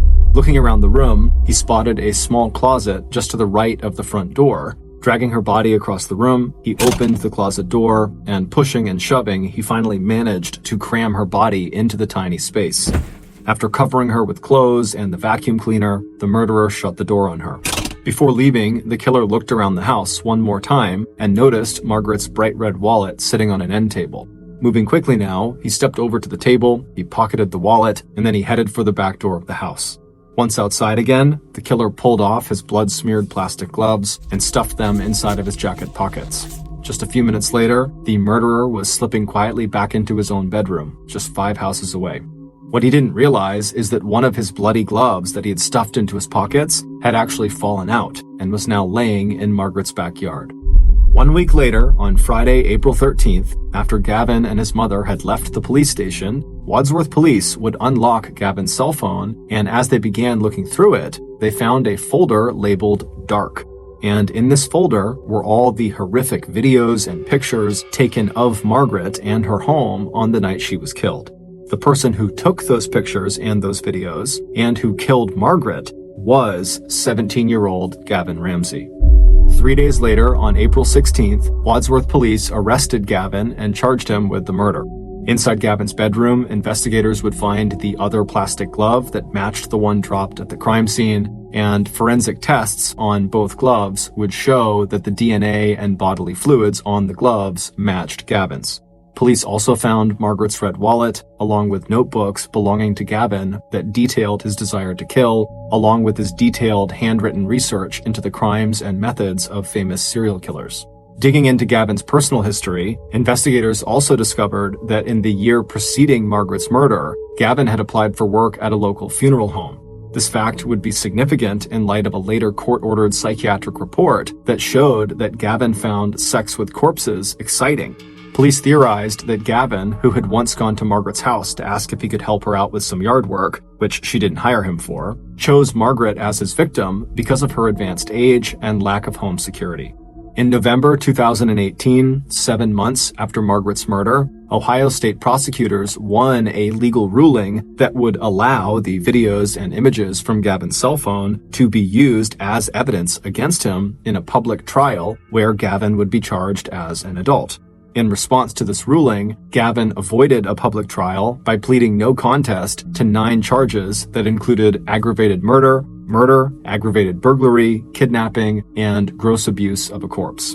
Although Gavin's mother, Christine, told the judge at a sentencing hearing on January 4, 2019, that Gavin's aggressive behavior and poor judgment were caused by his pediatrician misprescribing the antidepressant Zoloft that Gavin was taking at the time of the murder, the judge ultimately sentenced Gavin to life in prison at Grafton Correctional Institution, an adult facility located 40 minutes to the northwest of Wadsworth.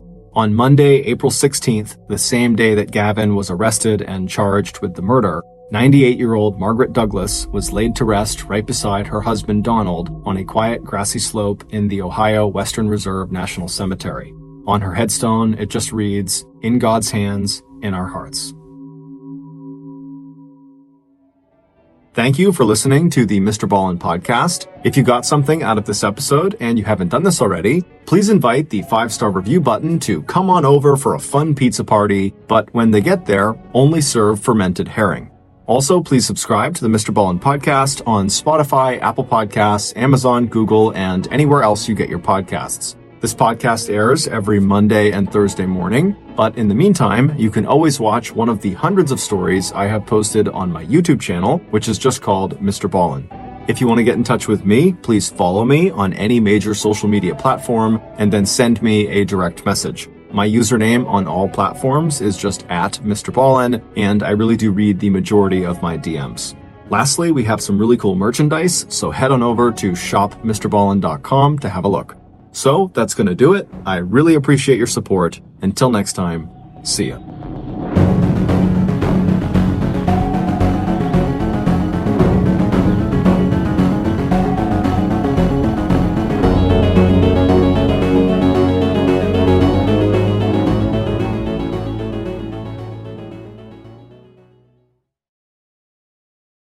On a fall night in 1998, a woman walked into her kitchen after being out all day and tossed her keys onto the counter. She glanced over at her answering machine and saw there was a light blinking, which meant she had a message. She walked over and pressed the button, and as the message played, at first it just sounded like static noise, or maybe somebody breathing heavily into the receiver. And for a second, the woman thought maybe this was a prank call, or maybe somebody had dialed her number by accident. But then, right as she was about to turn off the message, she heard screaming and crying, and then it all just went silent, and the message ended. For a moment, the woman just stood there, shocked by what she had just heard. She tried calling the number back who had left this message, but it went straight to voicemail. And so out of fear that this message she had gotten was the sound of someone actually being hurt, the woman picked up the phone and called 911. But before we get into that story, if you're a fan of the strange, dark, and mysterious delivered in story format, then you've come to the right podcast, because that's all we do, and we upload twice a week, once on Monday and once on Thursday. So, if that's of interest to you, please gift the follow button and all expenses paid vacation to a very special canyon, Bell's Canyon. Okay, let's get into today's story.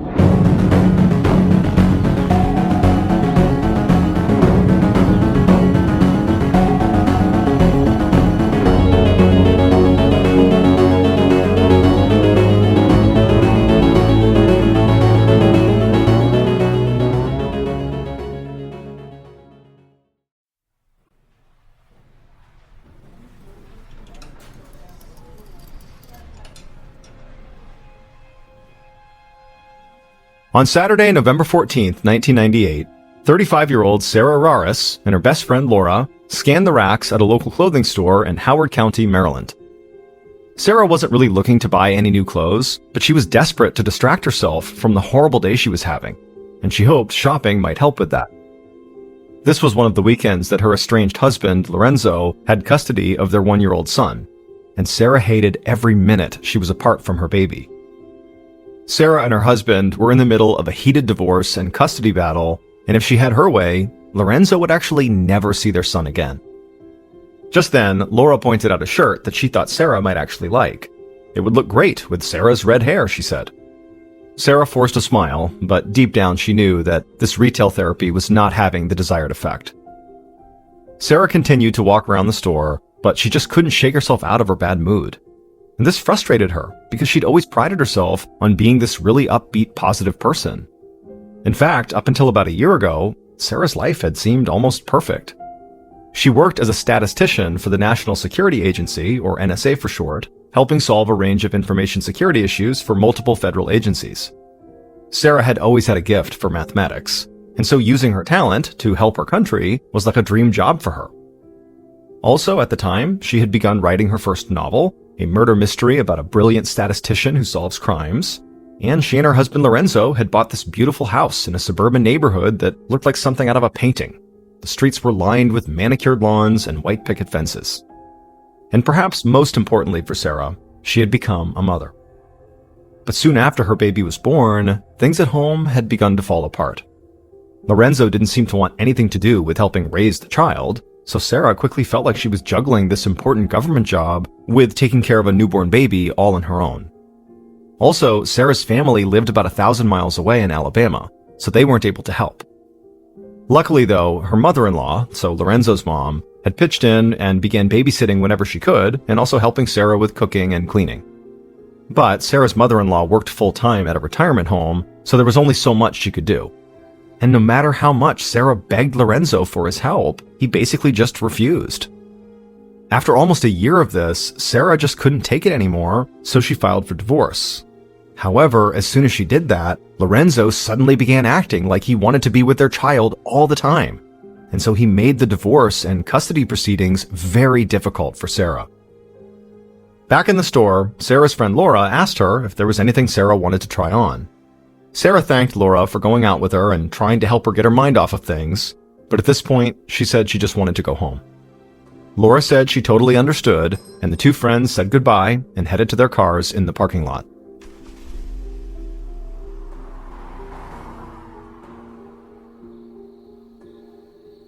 A little later that night, Sarah opened up a notebook and her laptop on a coffee table in her family room and began working on her mystery novel.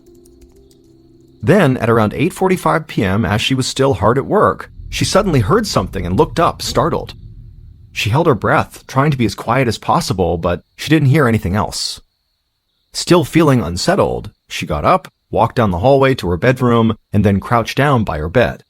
And there, on the floor, she saw the large metal skillet, exactly where she kept it every night. Living by herself with her baby made her nervous, so this skillet let her feel like she had a weapon close by when she went to bed. But as Sarah stayed there crouched down by her bed for a second, she didn't hear any more noise anywhere in the house, and so she shook off her nerves and decided to leave the skillet behind. She told herself she was just being paranoid. And so Sarah stood back up, walked down the hallway, and sat down in the family room, getting ready to dive back into her mystery novel. However, just moments later, she heard the sound of shattering glass.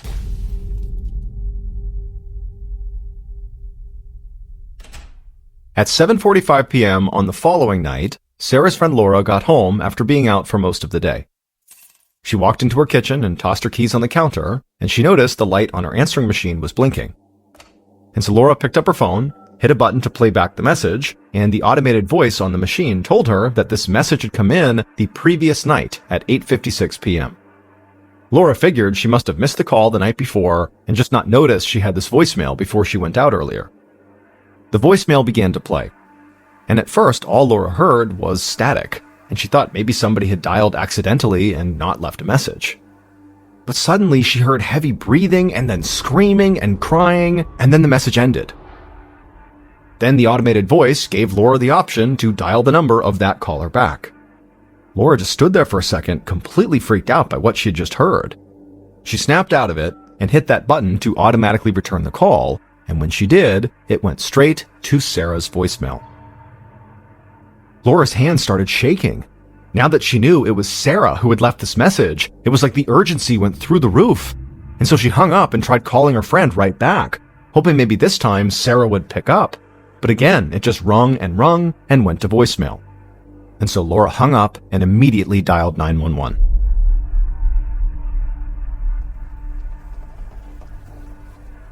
A few minutes later, a Howard County police officer pulled up in front of Sarah's house. He'd been out on patrol nearby when he got the call to do a wellness check at this address. The officer got out of his car and walked towards the front door.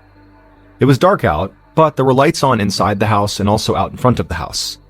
However, before the officer even got to the front door, he froze. He saw that one of the front windows of the house had been smashed in, and there was glass laying all over the ground under the windowsill.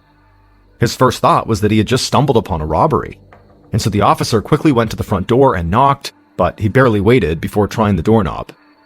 When he saw it was locked, the officer quickly used a special tool to unlock it, and then he opened up the door. The officer stepped inside the house and slowly began walking around, calling out to see if anybody was home, and keeping his hand hovering above his weapon. For all he knew, the robber might still be in the house and could be armed. The officer eventually made his way into the brightly lit family room, and when he did, he looked down at the floor, and as soon as he saw what was there, he turned and ran out of the house. He got to his cruiser, fumbled for his radio, and called for backup.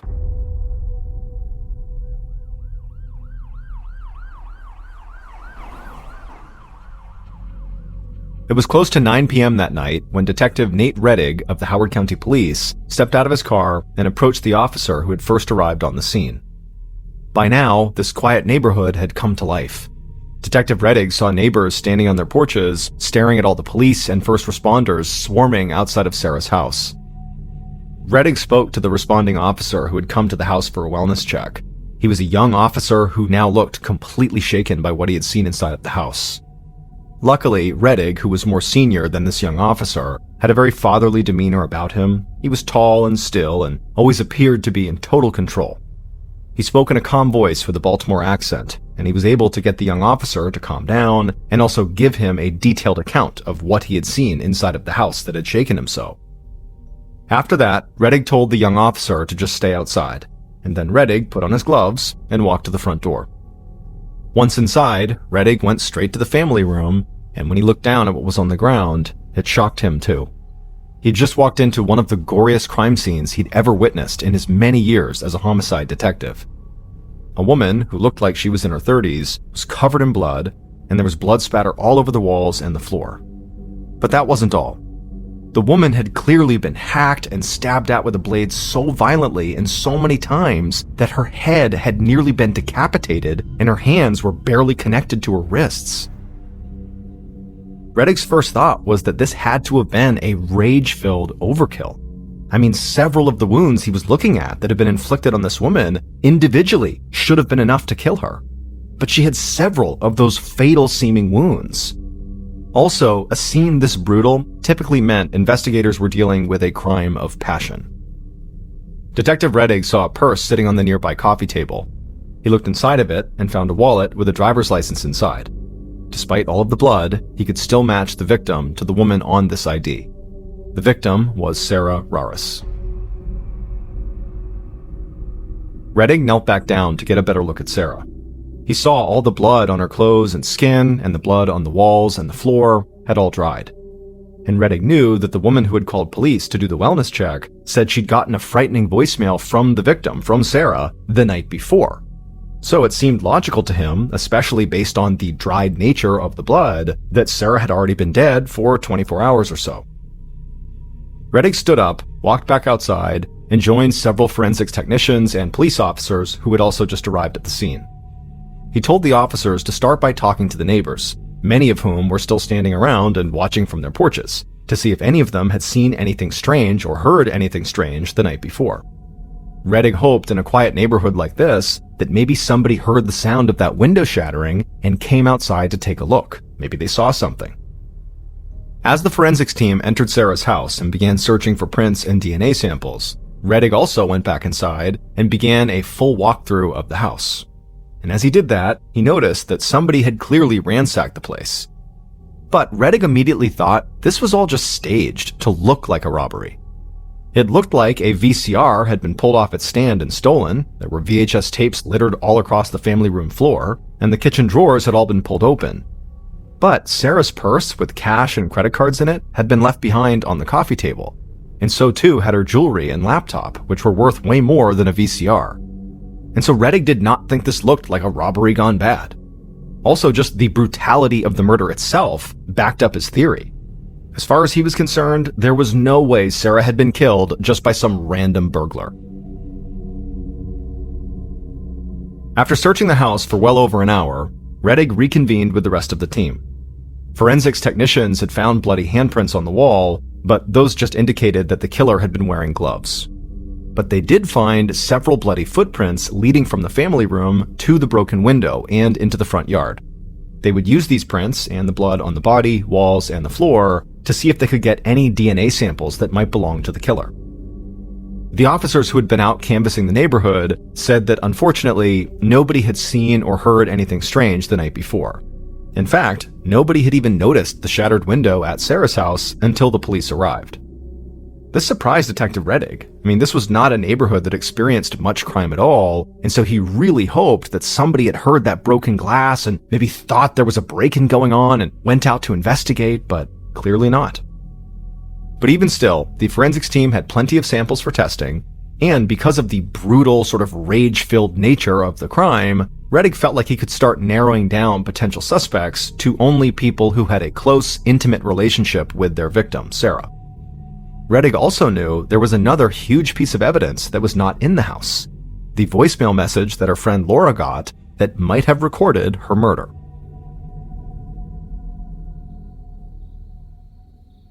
As late night turned into early morning, Detective Reddick arrived at Sarah's friend Laura's house. Laura was still wide awake, desperately waiting to hear any news about Sarah. And so when she saw Reddick, she led him into her house and brought him into the front room, and when they got there, Reddick just told her she should sit down. Laura sat down on the couch and began shaking her head. It was like she already knew what was coming. Reddick told her that he was so sorry, but police had found her friend Sarah dead inside of her home, and she had clearly been murdered.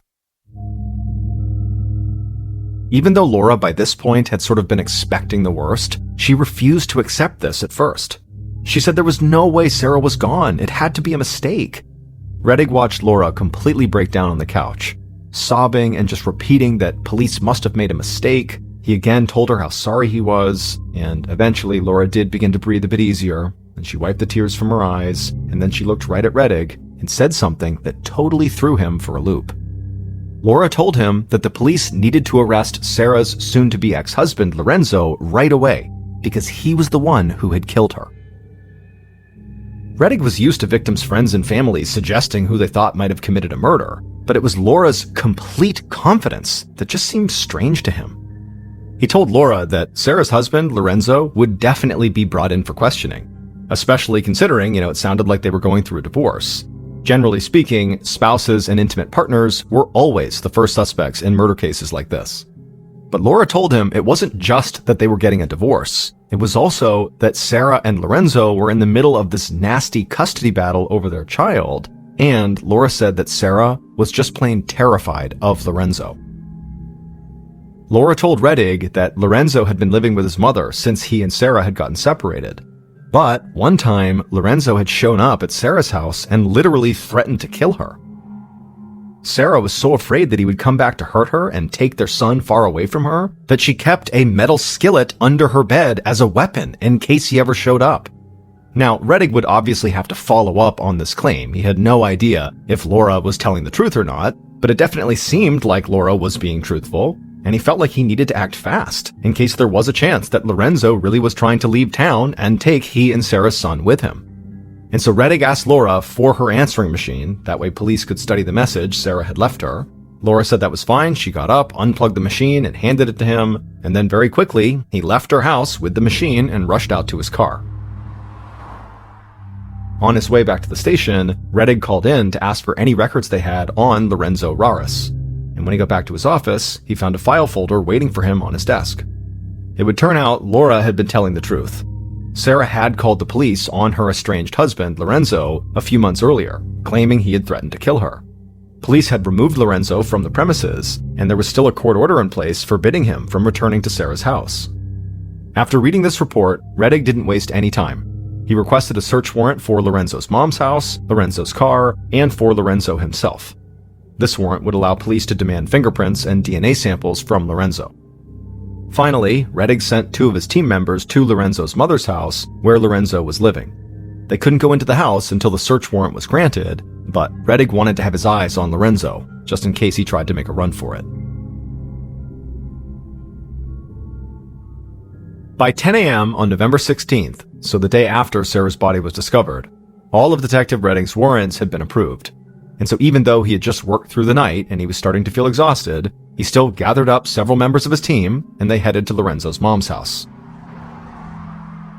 At about the same time, Lorenzo stepped out of the house and got into his car to head to work. But before he could make it down the street, the 2 officers who'd already been there staking out the place pulled him over and told him to leave his car behind, and then they drove him to the police station. Rettig and his team arrived soon after that, and Rettig had Lorenzo's car impounded for a forensic search, and then they headed to Lorenzo's mother's house and they knocked on the front door. Lorenzo's mother, a small woman in her 60s named Amelia Raris, opened up the door. She was carrying Sarah and Lorenzo's young son in her arms, and she looked genuinely frightened.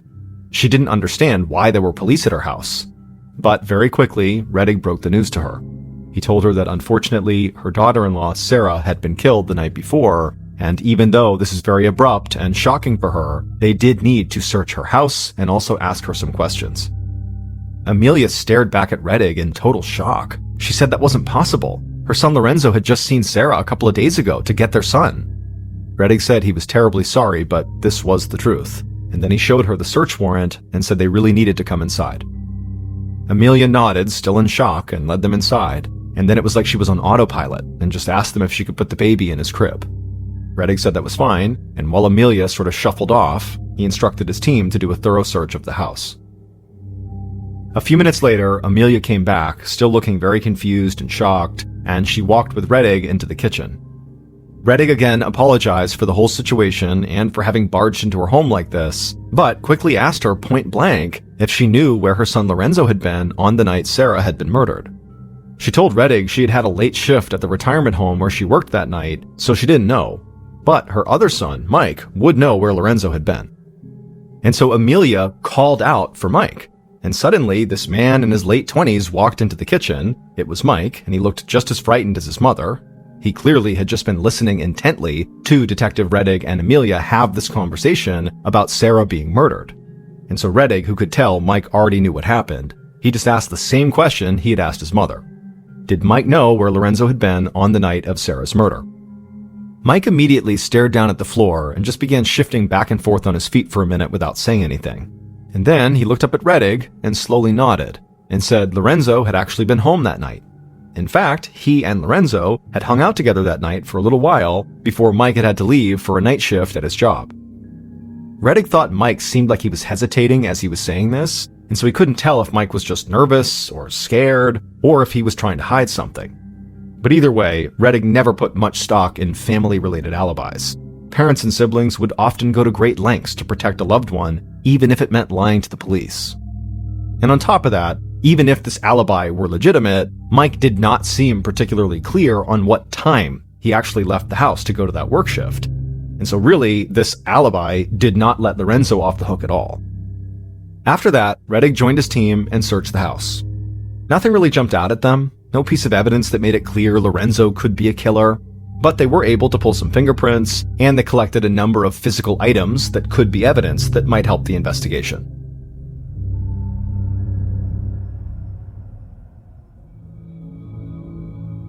Later that day, Detective Rettig returned to the police station and met with one of the investigators who had picked up Lorenzo.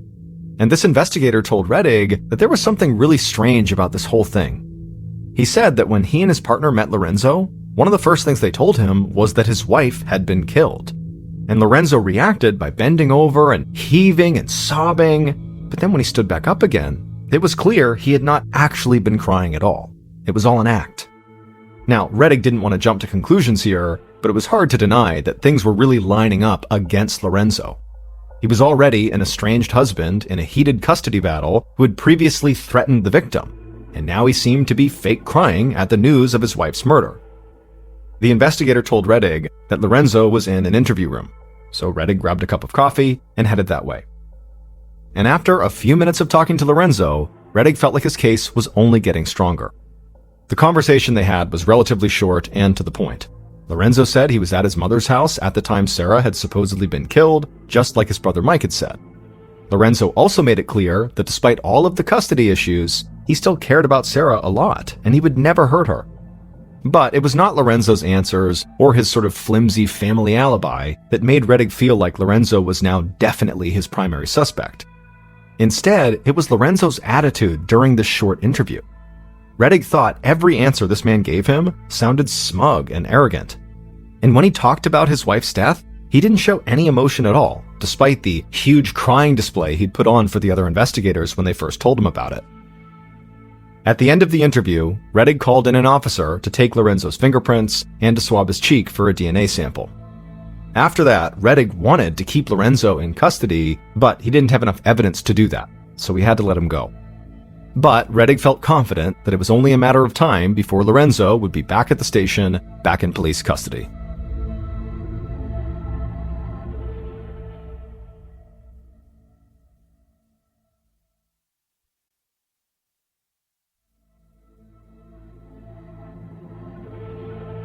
On November 20th, so 6 days after Sarah's murder, her friends and family gathered at a local church for her funeral. And they were joined by people from the community who didn't even know Sarah, but who had followed her story closely on the local news day after day. Detective Rettig and members of his team also attended, and it struck Rettig that everyone who spoke at the service was so bright and positive when speaking about Sarah. Even though everybody was still in shock and heartbroken, they said Sarah had spent her life being happy and spreading joy, so they wanted to honor her by doing the same, even now at her funeral. But that was not the only thing about the funeral that stood out to Rettig. It was common for investigators to attend funerals of murder victims, specifically to watch how potential suspects might react. But Rettig couldn't really fully do that because his primary suspect wasn't even there. Lorenzo and his family had not shown up to Sarah's funeral.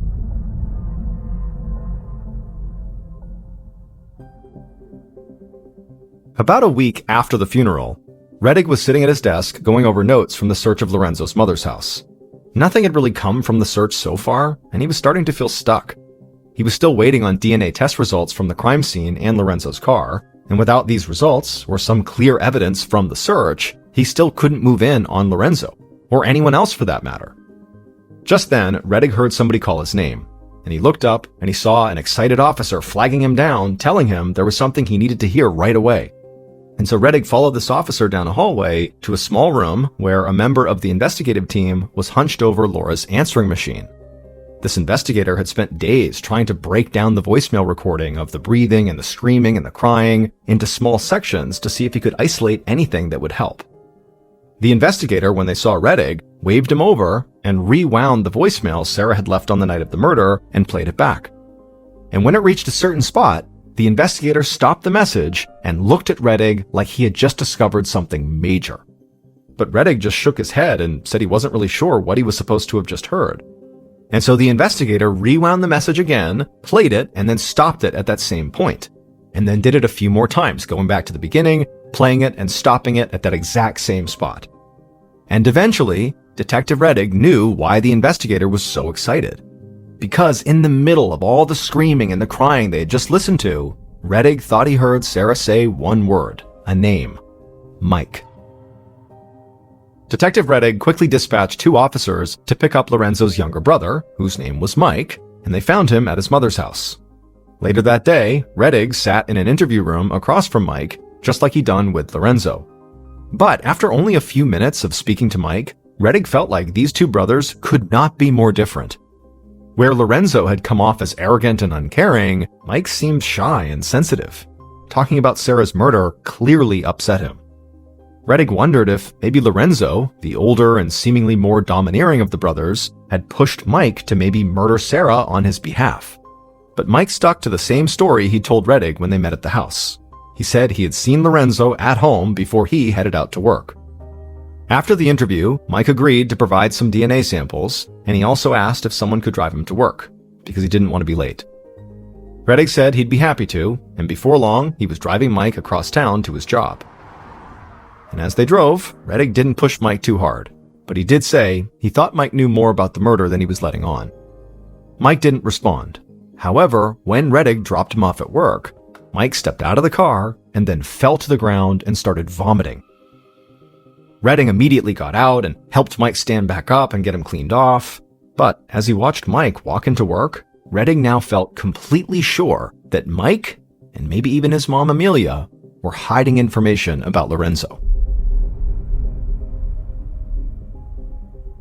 As 1998 approached its end, Detective Rettig still felt sure he knew who the killer was. Either Lorenzo had done it himself, or he had gotten someone to do it for him, most likely his younger brother Mike.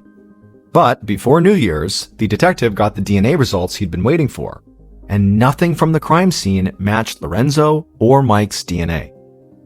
This shocked Rettig. He'd been so sure this case was just about closed. But without this scientific evidence, or any other real hard evidence to back him up, he couldn't do anything. So Rettig started to question his own theories about the case. Had he been so locked in on Lorenzo and Mike that he'd ignored other evidence? He went back to the beginning and tried to see what he could have overlooked.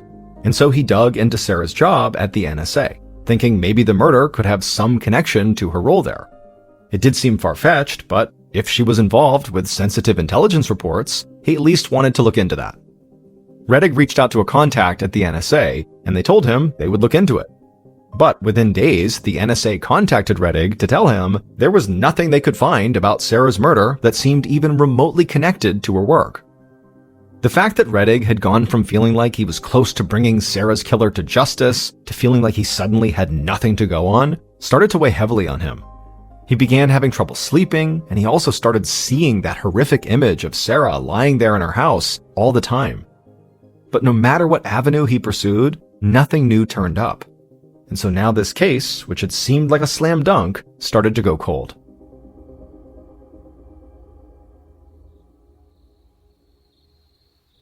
On a night in January of 1999, 2 months after Sarah's murder, a 19-year-old sat in his car in the parking lot of a Baltimore McDonald's. The teenager pulled a ski mask down over his face, grabbed a revolver from the passenger seat, and stepped out of the car. He quickly walked across the parking lot, stepped into the near-empty fast food restaurant, raised his gun, and started yelling for everyone who was in there to stay where they were and for the employee behind the counter to hand over all the money from the register. The employee began to panic and couldn't quite get the register open, and so his manager quickly rushed to the counter to help. At the same time, the manager told the teenager with the gun to please calm down and that he would get the money out of the register, just hold on. But the teenager kept waving his gun and yelling at the manager to hurry up. It was taking too long. The manager kept saying he was working on it, and then finally he opened up the register. At which point, the teenager with the gun lunged over the counter and began grabbing the money, but at the same time, the manager of the restaurant must have done something to spook the teen, because the teenager fired his gun and the bullet hit the manager. The employees and the few people in the restaurant began screaming as the teenager ran out of the restaurant with the little bit of money he had in his hand. But the cops were already swarming.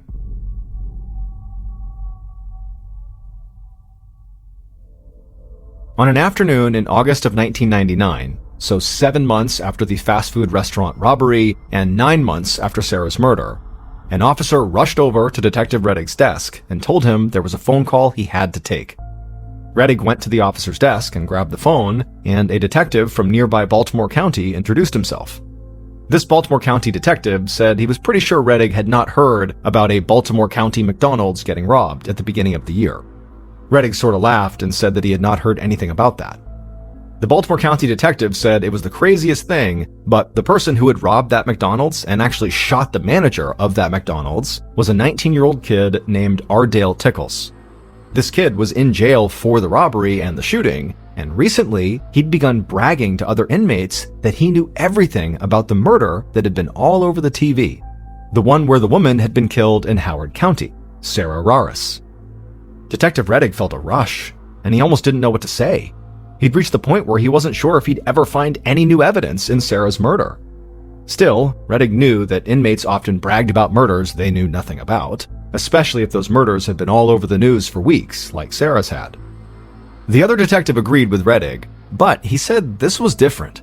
He was nearly positive that this kid, Ardale Tickles, had been giving away details of this murder that police had never released to the public.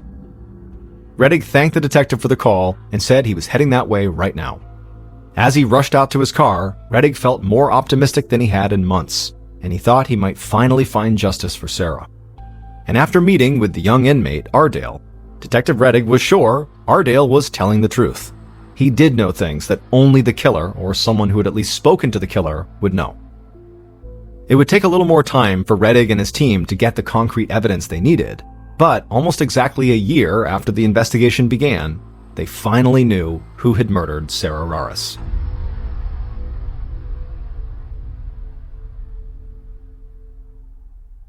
Based on Ardale's interview, DNA testing, and evidence collected throughout the investigation, the following is a reconstruction of what happened to Sarah on the night of November 14th, 1998.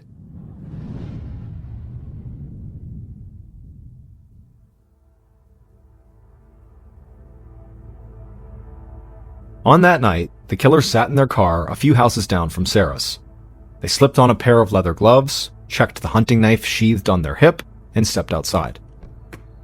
The killer wore all black, and they moved quickly towards Sarah's house, being careful to stay out of the glow from the streetlights. They ran across Sarah's yard to a window near the front door, crouched down, and looked inside the house. From this spot, they could see Sarah sitting at her computer in the family room. The killer raised up their elbow and slammed it into the glass. The window shattered, and the killer unsheathed their knife, climbed through the broken window, making sure to avoid the shards of glass, and ran right towards Sarah. Sarah was already up on her feet, running towards the phone that was on an end table, but the killer grabbed Sarah and slammed the hunting knife into her back just as Sarah picked up the phone. The killer kept stabbing Sarah over and over as she desperately tried to dial 911. She didn't manage to do that, but did hit a special speed dial button on her phone that called her best friend Laura. The killer sliced Sarah's hand, and she and the phone fell to the floor. The killer crouched down and stabbed Sarah in the chest again and again until she was barely breathing, and then the killer slit her throat. Sarah died there on the floor, but the killer kept digging into her neck with the knife as they grew more and more crazed. They stabbed Sarah's chest again and then hacked away at her wrists. Finally, the killer saw all the blood on the floor and the walls, and they stood up and backed away from Sarah's body. They ran across the room, grabbed the VCR, and threw some VHS tapes on the floor before heading to the kitchen to throw open some drawers. The killer had wanted to make this look like a robbery, but even they knew this was a very weak attempt, and they didn't want to spend any more time in that house. So they ran back to the broken window, climbed through it, and sprinted across the yard and down the street to their car. And to their shock, the neighborhood still remained completely quiet. Nobody knew. The killer tossed the stolen VCR into the passenger seat, gunned the engine, and sped away from the secluded suburban neighborhood. The following day, they went into work at a retirement home and told the woman they worked with that the job was done. Ardale Tickles, the 19-year-old who robbed the McDonald's and shot the manager, also murdered Sarah. But Ardale had no personal connection to Sarah at all. He just happened to work at the retirement home with Sarah's mother-in-law, Amelia. And it turned out Amelia wanted Sarah dead.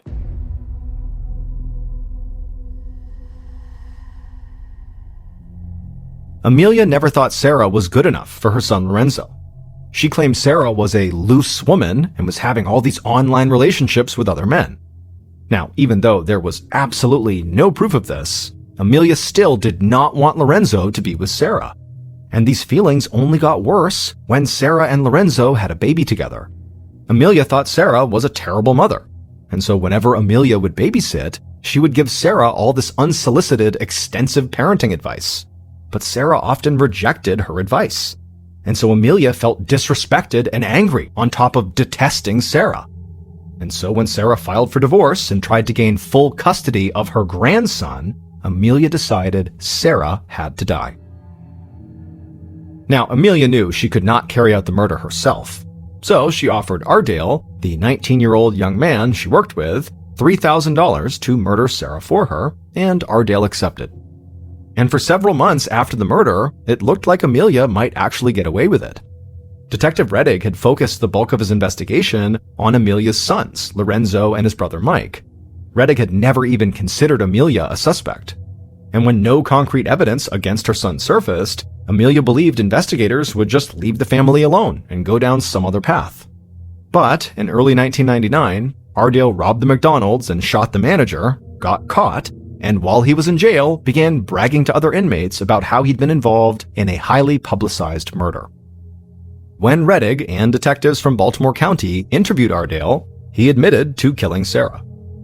It didn't take long for them to connect Ardale and Amelia through their work, and they also eventually connected a bank withdrawal Amelia had made to the payment she'd given Ardale, and so it was clear she had arranged the murder. Police do not believe Lorenzo had any idea what his mother was doing. And although investigators were convinced Lorenzo's brother, Mike, knew more than he was letting on, it was never proven that he had any knowledge of what his mother had done. On top of that, the FBI later conducted a detailed analysis of that voicemail that had been left on Laura's answering machine, the voicemail that basically captured Sarah's murder, and they determined that the word Mike had not actually been said on the tape. It was just a sound that could have been mistaken for the name. And so as a result, the district attorney's office focused their case solely on Amelia and Ardale. Ardale pleaded guilty to first-degree murder and was sentenced to life in prison with a possibility for parole as early as 2024. As for Amelia, she was found guilty of first-degree murder and sentenced to life in prison without parole.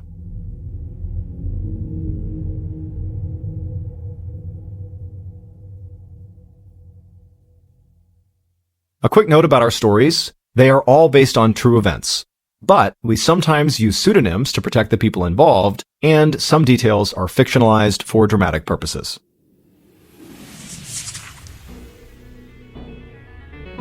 Thank you for listening to the MrBallen podcast. If you like today's stories and you're looking for more strange, dark, and mysterious content, be sure to check out all of our studio's podcasts. They are this one, of course, the MrBallen podcast. We also have MrBallen's Medical Mysteries, Bedtime Stories, Wartime Stories, and also Runfool. To find those other podcasts, all you have to do is search for Ballen Studios wherever you listen to your podcasts. To watch hundreds more stories, just like the one you heard today, head over to our YouTube channel, which is just called MrBallen. So that's going to do it. I really appreciate your support. Until next time, see ya.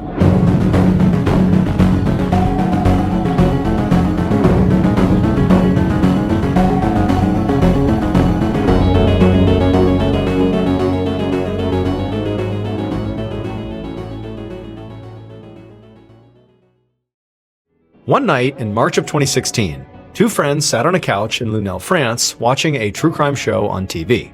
And the episode really hit close to home, literally, because it was about a missing person who had vanished just miles away from where they lived.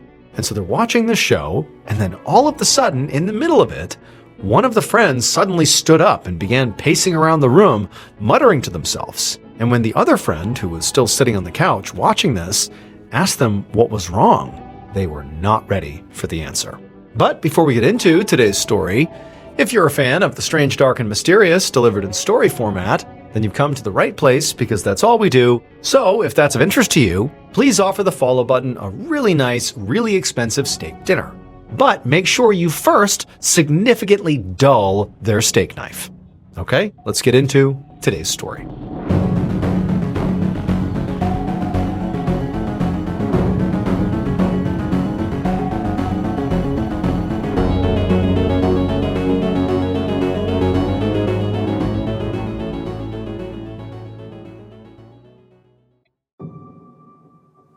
At 4:30 p.m. on June 23, 2014, 49-year-old Patrick Iswar hurried out the side door of a hospital in Sète, France, buttoning a fresh collared shirt as he ran to the parking lot. He climbed onto a scooter and then quickly checked his watch, and then he lifted the kickstand and sped off into traffic, ignoring honks from all the other drivers as he swerved between the cars. Patrick did not care who he was annoying right now, because he was running late for a date, and then right after the date, he had to rush over to his daughter's dance recital. And he desperately wanted to make sure he made both of these events, because they were some of the only things he'd had to look forward to in ages. So things in Patrick's life had not been good for a really long time. 8 years earlier, he had slipped into a rut of serious binge drinking and gambling.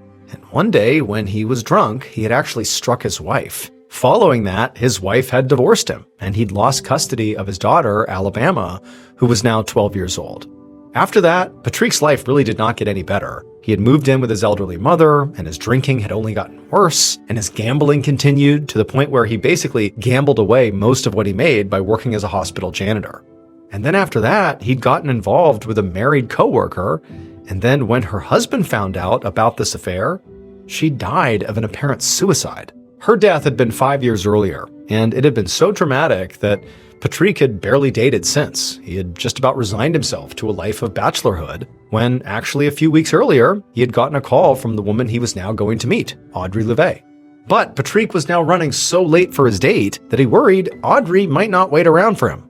So he twisted the throttle of his scooter and shot across an intersection, ignoring more honks from more cars. Patrick had actually met Audrey a long time ago, right after his divorce, and they'd gone out a handful of times before they ultimately lost touch. She was a lot younger than he was, and she'd stood him up more than once in the past. But she was also a lot of fun, and it had been a while since Patrick had been on a date, so when she called him up saying she wanted to go out again, Patrick had said, sure. They'd made plans to meet this afternoon at a park near Patrick's work that had this big rocky hill rising behind it. And the place had some of the best views in the whole city, with the ocean on one side and dramatic cliffs dotted with all these old caves on the other. Now, they were not going to have a whole lot of time together, probably just enough for a short walk before Patrick would have to rush off for his daughter's dance recital later that night. But he hoped that the romantic setting might help spark something between them again. A few minutes later, Patrick pulled up to the park entrance, and to his relief, Audrey was still there waiting for him. So he parked his scooter and locked his cell phone in the scooter's underseat compartment, and he walked over to her. And from her nervous smile, he got the sense that she was almost as excited about the date as he was, which gave him a nice boost of confidence. So he took her hand, and they started down the path.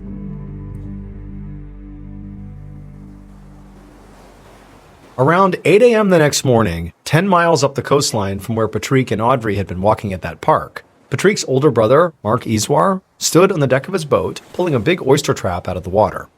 As he was doing this, his phone rang, so he stopped and he answered it.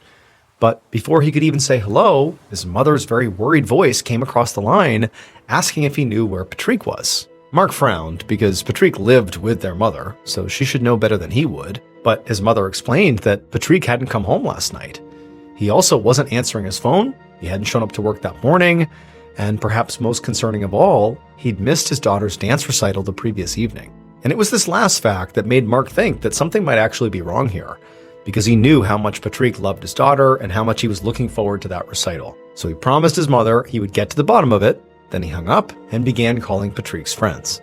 However, with each conversation he had, Mark got more worried because nobody had heard from Patrick since yesterday afternoon. He'd apparently left work around 4 p.m., but he hadn't told anybody where he was going. Now for Mark, he felt like this was at least somewhere to start, Patrick's work. So he steered his boat to the dock, tied it off, and then jumped in his car and started heading that direction. 4 hours later, Mark stood on a rocky lookout point scanning the city below.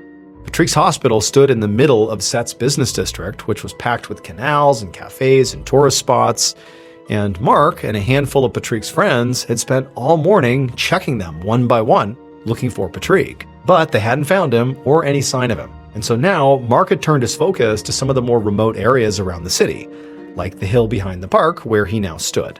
But there was still no sign of Patrick anywhere. And so Mark was trying to think of anywhere else his brother might have gone when his phone rang. It was one of Patrick's friends from the search party, and he just found Patrick's scooter outside the park at the bottom of the hill, just a short drive from where Mark was. And so Mark told him not to touch anything, and he sprinted back to his car, and he sped down the hill, and he left the park, and he stopped in the parking lot right outside. And sure enough, there in the lot was Patrick's scooter. And as Mark looked at the scooter and at the quiet park all around him, he felt a cold weight settle in his stomach, because he really couldn't think of any reason why Patrick would leave his scooter here overnight. In the back of his mind, all day, Mark had been worried that something bad could have happened to his little brother. But now, after seeing this scooter, he felt sure of it.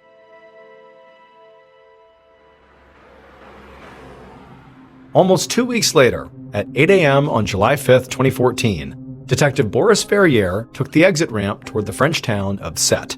And as the sunlight hit his windshield, he had to squint as he looked out at the long stretch of beaches and canals framed by these beautiful rocky cliffs in a small, dense urban center. Verrier was a senior investigator from the nearby city of Montpellier, but he had just been called in to take over a missing persons case that had stumped the local police in Set. About 2 weeks earlier, 49-year-old Patrick Isouard had disappeared after going on a date with a woman whose name was Audrey Louvet. The local police had already spoken to Audrey, who said she didn't know what had happened to Patrick. She said they had gone for a walk, and then he had escorted her to her bus, and then after that, she'd assumed that Patrick just sort of went back to his scooter and carried on with his night. But the scooter had been found the next day, still parked, where he and Audrey had met up for their date, with no sign of Patrick anywhere nearby. And now, almost 2 weeks later, Patrick had still not turned up. Since then, Patrick's brother, Mark, had been helping the investigation. Verrier had spoken to Mark on the phone, and Mark had talked about Patrick like he was a saint, a guy who would drop everything to help out somebody in a jam, who never got into fights and had really no enemies. But Verrier didn't necessarily believe this, because in his experience, people who inexplicably vanished oftentimes were kidnapped or murdered. Now, he had no reason to actually suspect that around Patrick. He could have just as easily gotten into an accident, fallen off a cliff, or maybe he chose to vanish. But at this point, what Verrier really needed to do was, on his own, dig into who Patrick was and figure out if there was a reason why he wasn't here right now.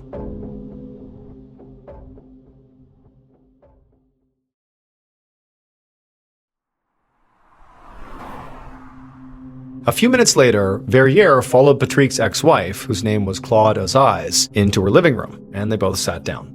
Verrier switched on his recording device, and he asked Claude where she was on the day Patrick went missing. Claude said it was just an ordinary Monday for her, and that after work she had picked up their daughter, Alabama, from school and driven her to her dance recital. She had expected to meet Patrick there at the recital, and it really surprised her when he didn't show up, because even though Patrick had plenty of flaws, he was a good dad. And at that, Verrier sort of leaned forward, because Patrick's flaws were actually what he wanted to know about. Now, he didn't think Claude was guilty of anything here, since she had a pretty strong alibi and didn't really stand to benefit from Patrick's disappearance. But he hoped she could maybe tell him about any old habits or current habits that could have gotten Patrick into trouble. And so when he asked her about this, Claude hesitated before saying she really didn't want to badmouth Patrick. But he drank and gambled a lot more than he should. At this point, Verrier pressed her for more details, but Claude just insisted that Patrick had really always kept that part of his life away from her. But after she thought about it for a moment, she said there was someone who might be able to tell Verrier more. and then she called their 12-year-old daughter, Alabama, into the room. Alabama appeared very visibly nervous and shaken up by everything going on with her dad, but her mother, Claude, took her hand and encouraged her to share her story. And slowly, the girl began to speak. She said that about a week before her dad disappeared, he'd brought her along on a very strange errand. They'd parked outside of a tunnel, and he'd told her to wait in the car. And then he got out and walked into this tunnel to meet with someone. It was a man. But it was too dark in the tunnel for Alabama to make out the man's features, but she definitely saw her father, Patrick, hand this man some kind of package before he quickly turned and ran back to the car. And then afterwards, her father wouldn't tell her who this man was. He just said that he'd done something really stupid, and because of it, he now owed some people a lot of money. After Alabama finished talking, her mother, Claude, thanked her and sent her back out of the room. And then once she was gone, Verrier asked Claude if she knew who this man in the tunnel might be. But Claude said she had no idea. But she said she did have one name that was worth looking into. Now, this was not someone who would have lent Patrick any money, but instead, it was a man who held a personal grudge against him. His name was Remy Shen, and he was a local hairstylist. An hour later, Verrier sat in a cramped cubicle of the Set police station, scrolling through a file on his laptop. Based on Claude's tip, he'd looked up the hairstylist's name in the police database and had immediately found a connection to Patrick. Back in 2009, so a few years after Patrick's divorce, Patrick had been questioned as a witness in the suicide of Remy Shen's wife, a woman named Nadege Shen, who had worked with Patrick at the hospital. Apparently, Nadege had come home after a work party and confessed to Remy that she'd been having this affair with Patrick. The couple argued for hours about it, and Nadege ended up sleeping on the couch while Remy went upstairs to their bedroom. And then the next day, Remy found Nadege in their garage, hanging by the neck. As soon as Verrier was done reading this, he knew he finally had a suspect, and so he looked up Remy's last known address and contact information. At around 10 a.m. the next day, so July 7th, Verrier followed Remy Shen into an interrogation room at the Set police station and shut the door behind them. Remy was a short, wiry man with a very obvious scowl on his face that made it clear he thought he was being very inconvenienced here. Verrier immediately got the feeling that Remy would likely only crack under intense pressure. So, right away, he tried to shake Remy by saying they knew he was involved in the kidnapping of Patrick Iswar. Now, this was a total bluff, because Verrier did not actually have any evidence, but he wanted to see how Remy would react. And to his surprise and irritation, Remy just laughed. Remy acted like he literally had no idea who Verrier was even talking about. And when Verrier brought up his late wife and sort of insinuated that obviously Patrick had had an affair and was a witness when she had died, Remy just scoffed and reminded him that it had been 5 years since her passing. He said he had moved on and begun dating other people. And anyways, it was sort of absurd to think that he would hold a grudge for 5 years without doing anything, but then suddenly now decide to take some sort of revenge out of the blue. It just didn't add up. But Verrier didn't really know what to make of this. It seemed like Remy was really confident, almost too confident. And so he pivoted and just asked Remy where he was on June 23rd, the day Patrick went missing. And after thinking for a moment, Remy just said that he had spent the whole afternoon alone cleaning out a storage unit that he had rented. This was obviously not a great alibi at all, but at this point, Verrier had no choice but to let Remy go. As Verrier watched Remy leave, he knew he was running out of time here. 2 weeks had already passed since Patrick's disappearance, and every day the odds of finding him alive got worse. So out of desperation, Verrier decided to circle back to the very start and speak again to Audrey Louvet. Being the last person to see Patrick before he went missing, Audrey was an obvious person of interest, but Verrier wasn't sure what more he could learn from her. The local police had already questioned her at the very beginning of the investigation, and Verrier had already watched that interview tape a number of times. But Verrier knew he just had to take a shot, so he picked up the phone and he called Audrey into the station. Later that same afternoon, around 2 p.m., Verrier sat across from Audrey in the same room where he just interviewed Remy. He said hello to her and he started the recorder, and then he asked her to explain her history with Patrick again. And at first, her answers were all just like they'd been on the tape. She said they had met 8 years ago in 2006, and they'd dated casually for a while before losing contact. And then, just a few weeks ago, she happened to pass the bar where they first met, and it made her think of Patrick. So she'd called him up out of the blue to ask how he was doing, and they'd ultimately made plans to see each other again. She described their date as being a short walk around the park, after which Patrick had walked her to the bus stop and then headed off, presumably to go back to his scooter and to head off to his daughter's dance recital. And that's when Verrier interrupted, and he asked Audrey to tell him specifically which direction Patrick had headed off after dropping her off at the bus stop. And Audrey sat there for a minute, and then she said, I can't remember. And this really bothered Verrier, because here was this person who should be able to tell him the most about Patrick's last moves, and she had basically nothing useful to offer the investigation. So Verrier just sort of dropped the polite tone and really went after her. He told her he wasn't buying her act, and that she needed to tell him everything she knew right now, or this was all going to get much, much worse for her. Audrey's eyes went wide and her voice began to shake as she insisted that she'd already told them everything. But Verrier didn't let up. He kept demanding that she just admit what she'd done until he was practically shouting at her.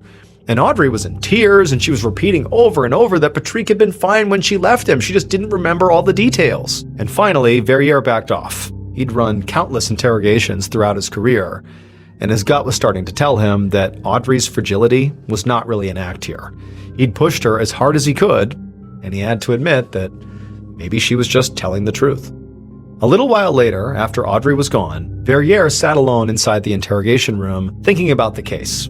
He hadn't managed to rule out any suspects yet, and he still had no idea who that mysterious man in the tunnel might be. And on top of all that, there was still the possibility that no crime had been committed here, since they had no body. I mean, who knows what really happened to Patrick at this point? And Verrier knew that there were just too many unknowns. And Verrier knew that if the case was ever going to gain real traction, they needed to find Patrick, dead or alive.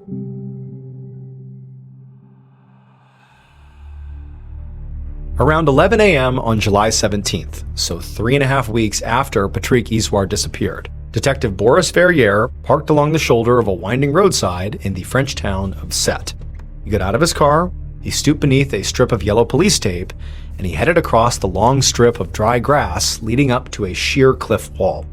A dozen yards ahead of him, barely visible in the rock face, was the dark, round opening of a cave. A few hours earlier, a group of teenagers had shown up at the police station seeming very frazzled, saying they had found a human body inside of that cave. And as soon as Verrier had heard about this, he had rushed to the scene because the cave was less than a half a mile away from where Patrick's scooter had been abandoned. And so now, Verrier turned on his flashlight and he stepped into the cave. And as soon as he did, a forensics team fell into step right behind him, and together, they began making their way into the darkness. Thanks to his flashlight, Verrier could see that the walls were covered in graffiti and that there were empty bottles and other garbage everywhere, so it seemed like this was probably a popular party spot for young people.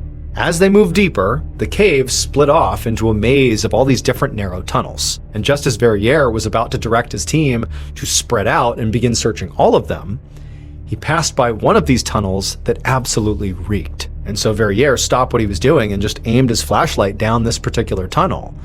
And he saw there was a shallow pit dug into the floor. And lying at the bottom of this pit was what looked like a ragged lump of black fabric, until Verrier stepped closer. The smell was overpowering now, and Verrier knew he was standing over the charred remains of a human body. Verrier bent down to examine it, and he saw right away there was what appeared to be a bullet hole in the skull and a bullet hole to the torso. And those details, one to the head, one to the stomach, and then, the body being burnt afterwards, likely to get rid of evidence, felt very familiar to Verrier. It felt like this could have been a mob hit.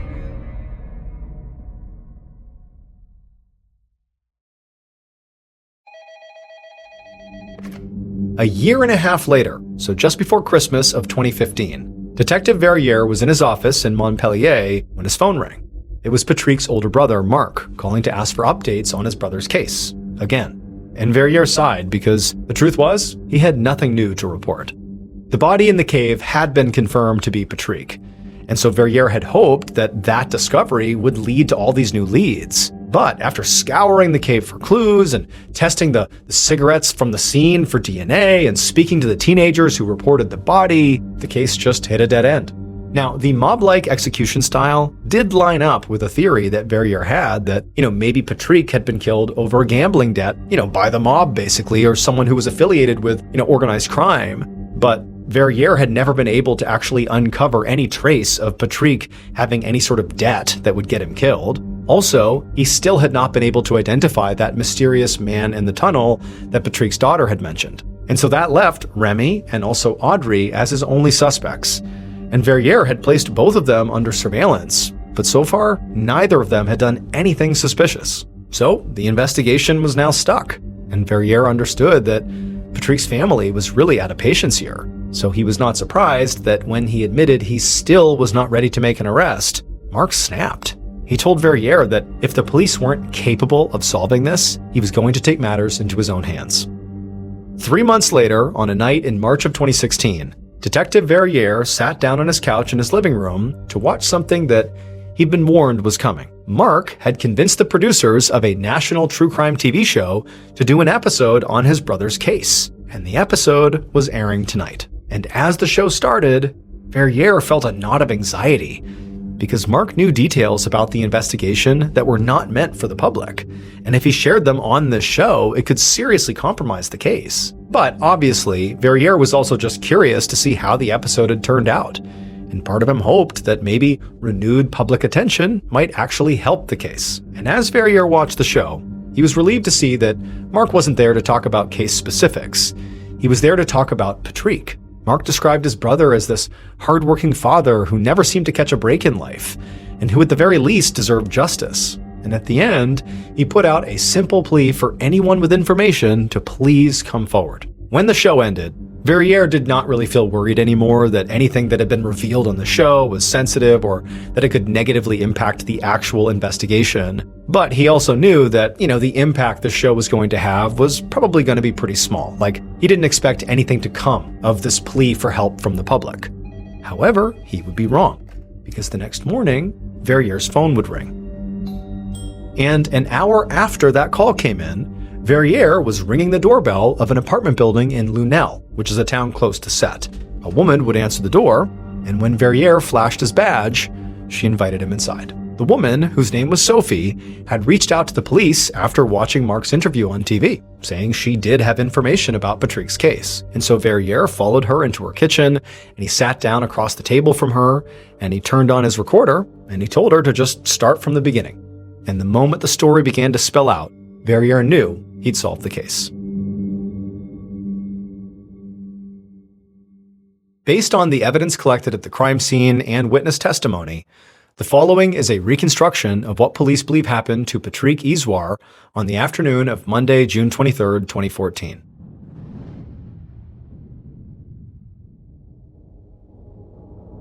At 4:30 p.m., the killer stood on a rocky hill overlooking a park in Set, watching through a pair of binoculars while Patrick and Audrey walked hand in hand down a paved path below. The couple was taking their time, clearly enjoying the scenery and each other's company, and then at some point, Audrey stopped and pointed across the road at a cave in the nearby cliffs, the entrance to a cave. And when the killer saw this, their heart began to race, and they watched intently as the couple actually crossed the road and went into the cave and vanished. At this point, the killer lowered their binoculars and put them inside of the large duffel bag they had brought with them. Then, after slinging this bag, they hustled down the hill and went right to the entrance of the cave. When they reached the entrance to the cave, they stopped, and they put that bag on the ground. They unzipped it, and out of it they pulled a large rifle, a roll of duct tape, and also a white mask. The killer put the mask on, and with the rifle and tape in hand, they entered the cave. And they could hear the sound of Patrick and Audrey inside. They had not gone far, and they clearly had not clocked the killer coming in. They were sort of wrapped up in their date. However, when the killer got close enough, the couple heard their footsteps, and they turned around. When Audrey saw the killer in their mask with the gun, she began to scream, and Patrick, he just went white as a ghost. Before the couple could even react, the killer threw the duct tape at Audrey and told her that if she wanted to live, she would do exactly as instructed. Then the killer told Audrey to use this tape and bind Patrick's wrists and ankles. And at first, Audrey just stood there in stunned silence, but eventually she composed herself and she obeyed. And as she was binding Patrick just also stood there in stunned silence, not really sure what to even do. When Audrey was done, the killer told her to leave the cave and to not say anything about what had happened here. She hesitated just long enough to glance back at Patrick, but then she turned and she ran. Once her footsteps had faded, and it was just the killer and Patrick inside of this cave, Patrick just stared, wondering what was going to happen to him, and the killer, after making really intense eye contact with Patrick, raised his rifle and shot Patrick in the head and also once in the chest, and Patrick crumpled to the ground. At that point, the killer slung his rifle, and then he grabbed Patrick by the ankles, and he dragged his body down a nearby tunnel and dumped him in that shallow pit. Then the killer doused the body with lighter fluid from a canister they'd brought in that bag. They lit a match and tossed it in. As Patrick's body began to burn, the killer walked out of the cave and pulled off their mask as soon as they stepped into the light. They now had only one thing left to do: go find Audrey and explain everything, and convince her not to go to the police. Because the killer was Remy Shen, the hairstylist who hated Patrick for having an affair with his late wife, and he had just successfully tricked Audrey into helping him pull this murder off. It would turn out Audrey was actually Remy's ex-girlfriend. They had met and begun dating in 2009, shortly after the death of Remy's wife. And Remy had realized that because of Audrey's history with Patrick, because they had also dated, he could use her to lure Patrick into a trap and finally take his revenge. But even though Audrey was clearly a key part of this plan, she didn't actually know that Remy was going to kill Patrick. Remy had told her a sob story about Patrick owing him a lot of money, and she thought they were just going to scare him into paying up. It was not until she got into the cave and Remy showed up with a mask on and a rifle that she realized he had something way more sinister in his mind. After the murder, Remy convinced Audrey to stay silent by threatening to kill her and her children. And for over a year, she kept his secret, lying to the police the whole time. But when she watched that true crime episode about the case and saw Mark's plea for information, she finally just cracked and confessed to her friend Sophie, who was watching the show with her, who then went on to call the police the very next day. On March 31st, 2016, Remy Shen and Audrey Louvet were arrested for their roles in Patrick's death. Remy received 30 years in prison for murder, and Audrey was sentenced to 12 years for acting as an accessory to the kidnapping.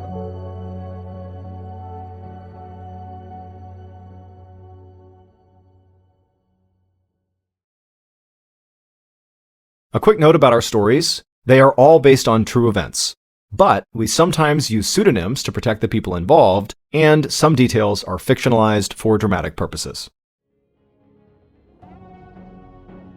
The MrBallen podcast, Strange, Dark, and Mysterious Stories, is hosted and executive produced by me, MrBallen. Our head of writing is Evan Allen, produced by Jeremy Bone. This episode was written by Andrew Kelleher. Research and fact-checking by Shelley Shue, Samantha Van Hoos, Evan Beamer, Abigail Shumway, and Camille Callahan. Research and fact-checking supervision by Stephen Ear. Audio editing and post-produced by Whit Lacasio and Cole Lacasio. Additional audio editing by Jordan Stidham. Production coordination by Samantha Collins. Production support by Antonio Manata and Delana Corley. Artwork by Jessica Clogston-Kiner. Theme song called Something Wicked by Ross Bugden. Thank you for listening to the MrBallen podcast. And just a reminder, every new and exclusive episode we put out on the MrBallen podcast, you can also now watch on the MrBallen YouTube channel that very same day. And trust me, some of these stories you truly have to see to believe. Again, my YouTube channel is just called MrBallen. If you want to listen to episodes 1 week early and ad-free, you can subscribe to SiriusXM Podcast Plus on Apple Podcasts, or visit SiriusXM.com/Podcast Plus to listen with Spotify or another app of your choice. So that's going to do it. I really appreciate your support. Until next time, see ya.